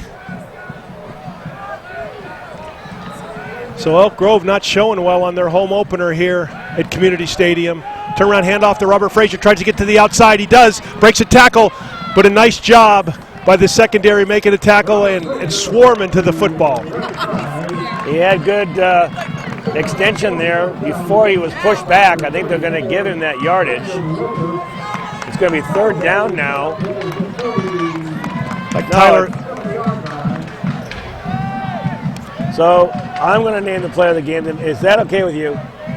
Okay, there's a lot of different candidates here. I could easily hand it to Tanner Vallejo, but you know, Gabe Humphers has had a heck of a second half, and we're going to give it to Gabe tonight. He did it on offense, and he did it on defense, and it was a breakout game for him offensively, really showing us that he is an excellent back. So Gabe Humphers is going to be your player of the game. I'm totally on board with that. He did it on both offense and defense, and he put up with me getting his first name wrong and his last name wrong in the beginning of the series. But there was a quick throw there to number 48, Josh Leia. Come on, Paul. This is Gasanoa. Leia Tui Gasanoa, and a great job by Josh Sena on the tackle. Handoff to Robert Frazier inside. And the defense just looks lethargic, getting pushed around. A lot of second-teamers in there. Tyler Gunter and Josh Sena on the tackle. 1:37 left in the 4th quarter. Elk Grove picking it up, trying to score here at the end. Elk Grove trying to make a statement. Doesn't want to get shut out. Nobody wants to get shut out. But Nevada Union trying to rise up, keep them out of the end zone. Back to throw, Schuster, quick turn to Chase Zamora. Looks like he gets free. Good little curl route. Looks like he's going to be out of bounds. Timeout on about the 7-yard line. They're going to move the chains, and they can smell it now. They really want this score before this game is over. Minute 12 left, clock is running. 8-yard line, 1st and goal. So it's gut against gut here. One team wants to score, the other team wants a shutout. Schuster back to pass, looking right, out to run. He's stopped. He's going to get tackled, swarmed in under by the Nevada Union Minor defense. They got to hustle back. It's going to be a timeout by Elk Grove. They want to gather and kind of put the right play in and not get shut out. You might even want to kick a field goal here if you got a kicker. I think that would be a little anticlimactic to kick a field goal just to put 3 points on the board. They want a touchdown or nothing, I'm sure. They're trying to build towards next week. They want to end the game on some high note, some momentum to take to the locker room, even if it is against the second team of the defense for NU. So both Nevada Union and Elk Grove have byes next week. In 2 weeks, Elk Grove plays the vaunted #1 Grant team, and yikes. That could be a track meet. Grant won 56-0 against Edison last night. There's been nobody put up anything in Grant's face, and I don't think Elk Grove's got anything to bring him here. I'm much surprised that the defense for Elk Grove wasn't stiffer than they've shown here tonight. So 51 seconds left, 2nd and goal on the 10-yard line. Nevada Union kind of huddled here, and I think the coach just said, hey guys, stop them. So the defensive backfield's first team. We got Senna. We got number 7, Tyler Houlihan. Schuster back. He's going to hand off on the draw to Devin Ransom. He's tackled in the backfield. Great job by the defense. They've got him. And the whistle blows. Josh Senna on the tackle. Devin Grimes hit him first, right as he took off from his position there. Grimes hit him hard. Excellent job there by the Nevada Union defense, huh? And they're going to take another timeout and talk about it one more time. 44 seconds left in this football game. Okay, so 3rd and 10, you're Elk Grove. You got a 6'4", 235-pound wide receiver in Chase Zamora. Why don't you just put it up and let him fight for the football? See if he can get to a corner and get a position and fight for the football. I think that'd be an excellent play, and also an incomplete pass would stop the clock. So you got Josh. Let's see if they put it in the air. Josh Senna at 5'6". You got Matt Whitler at 5'9", so you got some short guys. So you got Robert Frazier down here at the bottom of your screen, and Chase Zamora split wide right to the top. Devin Ransom in the eye, and Schuster at quarterback back. They're going to run, throw. They throw it up to Zamora. Goes up for it. No, and incomplete. But boy, you sure called it there, Rick. They throw it up to the corner. They have a great big receiver. I think Brandon Loper was in there, a big kid at 5'11", playing bigger, went up, and again, great discipline by the defensive back to go up and knock the ball away at the highest point. So here we're down, 38 seconds left, 4th and 10, last shot for Elk Grove to get in the end zone. Last shot for Nevada Union Miners to hold a shutout. That's always great pride by your defense. I would think Nevada Union is going to bring a little bit of a stunt, a little bit of something, a little bit of action up front here to force the ball. Got man coverage down below. Robert Frazier rolling left. Schuster rolling left. He's got a man. It's Josh Leah to Noah, and he powers his way. I don't think he got in. I think he's at the 1-yard line. They stopped him. The NU defense bowed its back the very last second and stopped him on about the 1-foot line. Wow, what a defensive stop. I hope we can see that. That was Josh. And that's a heartbreak. I got to tell you, that is a heartbreak for the offense. Number 48, Josh Toohey, goes to Noah, just lowered his head, thought he got it in the end zone. He stopped on the 1-yard line. Or is well, I thought he got it in the end zone too. Let's see if we can see it here on the replay. They bring the blitz. And he throws it right in here. He catches the ball. Nice He's got open field now. He just needs to power his way into the end zone. And there, right there is the stop. That was Matt Whistler that put the stop on him. Excellent job. It looks like Josh actually fumbled the ball out of bounds on the 1-yard line. He might have got in the end zone. If we could do some instant replay, he might have broke the plane, but great defense by Nevada Union stopped him on the 1-yard line. Matt Whitler and was it Josh Senna? Here's the instant replay, courtesy of Gil Dominguez in the truck. Great camera work, Gil. And here you see him driving, and I think you're right, Rick. I think he actually fumbles the ball out of bounds. You see, the ball looked like it broke the plane, but it's bouncing around. So maybe what happened was the ball never got in, and it fumbled out of bounds, and that's why it ended up on the 1-foot line. Excellent job by the officiating crew, led by Chris Kaufman, who's got 19 years of experience. It looks like they're thinking it over. It's going to be 1st and 10 Miners. But Kurt Kaufman is the head referee on that crew. The ball was fumbled. Number 16, Tyler Gunter, kind of knocked the ball back out of the end zone, and NU recovers on the 1-yard line. No room to fumble here. We got to make sure we get a good snap. We got 27 seconds left, 28-0 Nevada Union over Elk Grove. And you know, Nevada Union really can't take a knee. There's no room to take a knee. He's gonna have to drive the ball forward. There may be a quarterback sneak here. It is. And Pay is just going to try and get himself a little bit of room. And now we'll just see the clock run out. It's out to the 4-yard line, and Coach Humphers is just going to let this clock run down, and that will be your football game. The NU Miners are going to end up 4-1 in the preseason, taking it to the herd, Elk Grove. Always fun to have a bye week. Okay, you shut them out 28-0. Now you can kind of regroup. They got to go against a pretty tough Granite Bay team in a couple weeks, so they got 2 weeks to prepare.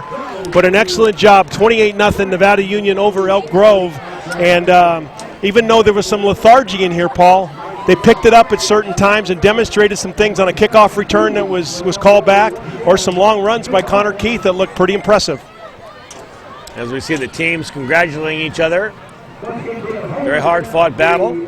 The Miners, of course, in the second quarter, scoring 14 points. Our player of the game, Gabe Humphers. Gabe, congratulations. You are a Bill Slade Trucking player of the game, and we'll see that beautiful plaque from Stookie as you see the teams congratulating each other. Rick, I got to tell you something. You ready for this? Go ahead. You are a terrific play-by-play, and I enjoyed working with you. This was your first night out on play-by-play, and you did a tremendous job. And thank you for coming and filling in for Jim Adams. Well, thanks for having me, Paul. It was great being alongside you. You're a veteran. I'm not afraid to announce that I was a virgin, and that's over. So in my announcing career. Good deal. I'm glad you qualified that. You're watching NU Miner football on the Touchdown Production Sports Network. Hi, my name's Mark from Swayze's Public Wholesale at 140 East McKnight Way. At Swayze's, we have all kinds of automotive tools. We have all kinds of fasteners, 3 different pitches of metrics. We have safety equipment. And don't forget our glove world. We carry over 600 styles of gloves. If your canopy was damaged this winter, we have all the parts and supplies to fix and repair it or expand it. It's Swayze's Public Wholesale. We have everything you need for everything you do. Open every day, 8 to 5 on the weekdays, open till 4 on the weekends. Mike Bratton is the neighbor you can count on for your most important insurance decisions, 24 hours a day. The first step begins with a phone call. Hi, I'm Mike Bratton, your good neighbor State Farm agent, and I look forward to hearing from you. Since 1984, my team and I have been educating clients and developing long-term relationships through personalized and professional guidance on their insurance programs. We will put you in the driver's seat and strive to enhance each encounter you have with us. Like a good neighbor, State Farm is there. The Painter family has been taking care of feeding Nevada County families since 1959, and in October we'll celebrate 50 years of service to you. At both locations of SPD, you'll always find USDA choice beef and a full-service meat department, a complete deli section, produce department, post office, and everything else that makes SPD so special. SPD Markets, hometown proud, where your neighbors shop. B&C is your neighborhood home and garden center for both builders and consumers. They carry everything you need. In their garden center, you'll find a complete nursery along with expert advice on trees, shrubs, perennials, and garden enhancements. They're open 7:30 to 6 Monday through Saturday and 8 to 5 on Sunday. So start right, start here at B&C True Value Home and Garden Center in the Fowler Center, Grass Valley. And by All Phase Solar Heating and Air Conditioning, it's time to expect more from your heating and air conditioning system. All Phase uses superior patented technology that removes more airborne allergens from your filtered air than any other air cleaning system. All Phase is a certified brand premier dealer and carries a full line for your home or office to ensure that you stay warm in the winter and cool in the summer. Wouldn't it be nice to come home to a nice warm home tonight? Their certified technicians are trained to diagnose, repair, or replace any of your HAV system for total indoor comfort. That's All Phase Solar Heating and Air Conditioning. Paul Brown, you are. Hi, I'm Dawn Whitmore, branch manager at Adecco Grass Valley. Adecco is a full-service human resources provider. I'm Autumn Payne, your staffing consultant here at Adecco. If you're an employer, we have the perfect workers for you. I'm Lisa Harkey, senior staffing consultant here at Adecco. We know the economy's still tight, but we're here to help you find employment. We look forward to serving you.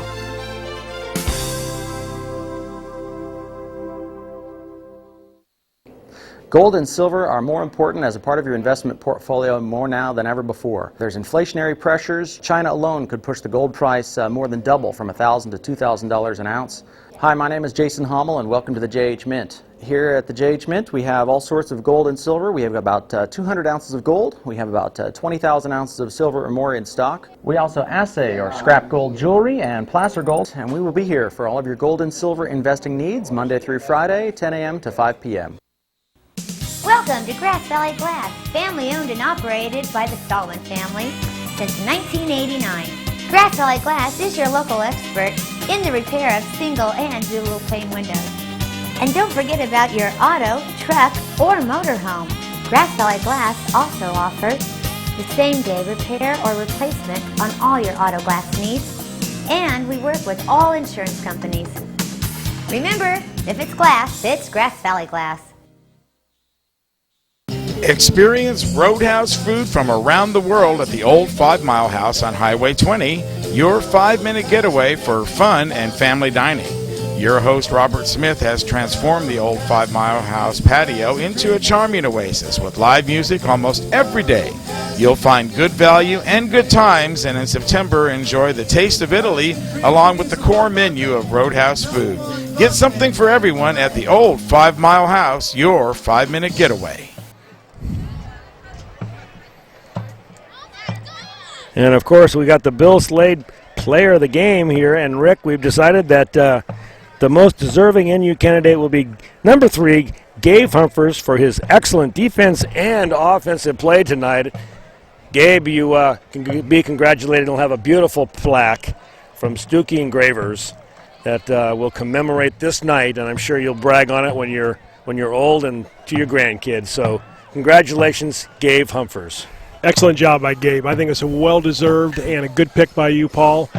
Now let me ask you this. Does Dad let that trophy sit in the house, or does Gabe have to hide it?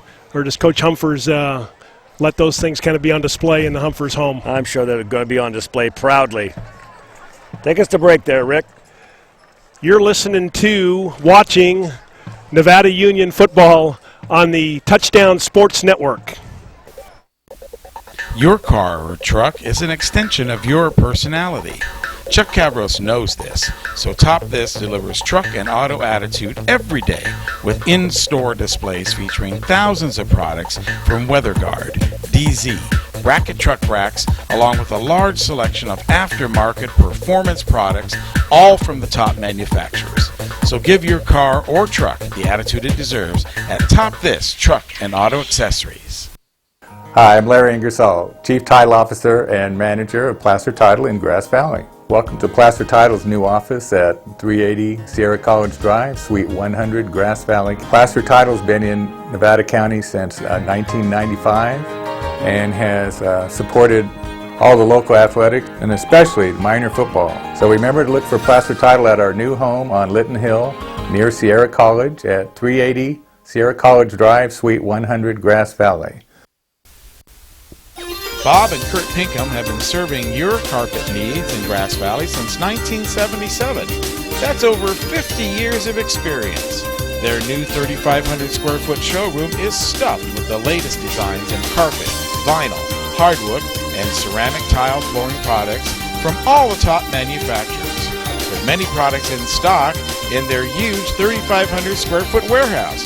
It's Bob's Discount Carpet in Grass Valley. The Hauser family reminds you if it's round, rubber, and it rolls, then you're sure to find it at Plaza Tire and Auto Service. From regular car and truck tires to small specialty tires for your trailers and golf carts, you can trust Plaza Tire has the tire for you. They stake their reputations on it every day. Plaza Tire and Auto Service. Auto repair done on your schedule, not theirs, in Penn Valley, Nevada City, and in Colfax.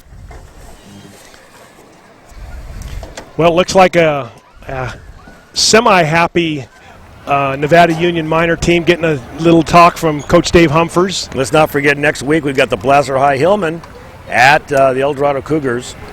That'll be you, Rick, and Marty Mortensen, and Rick Ellwood will bring you that game next week, and that'll air on October the 2nd.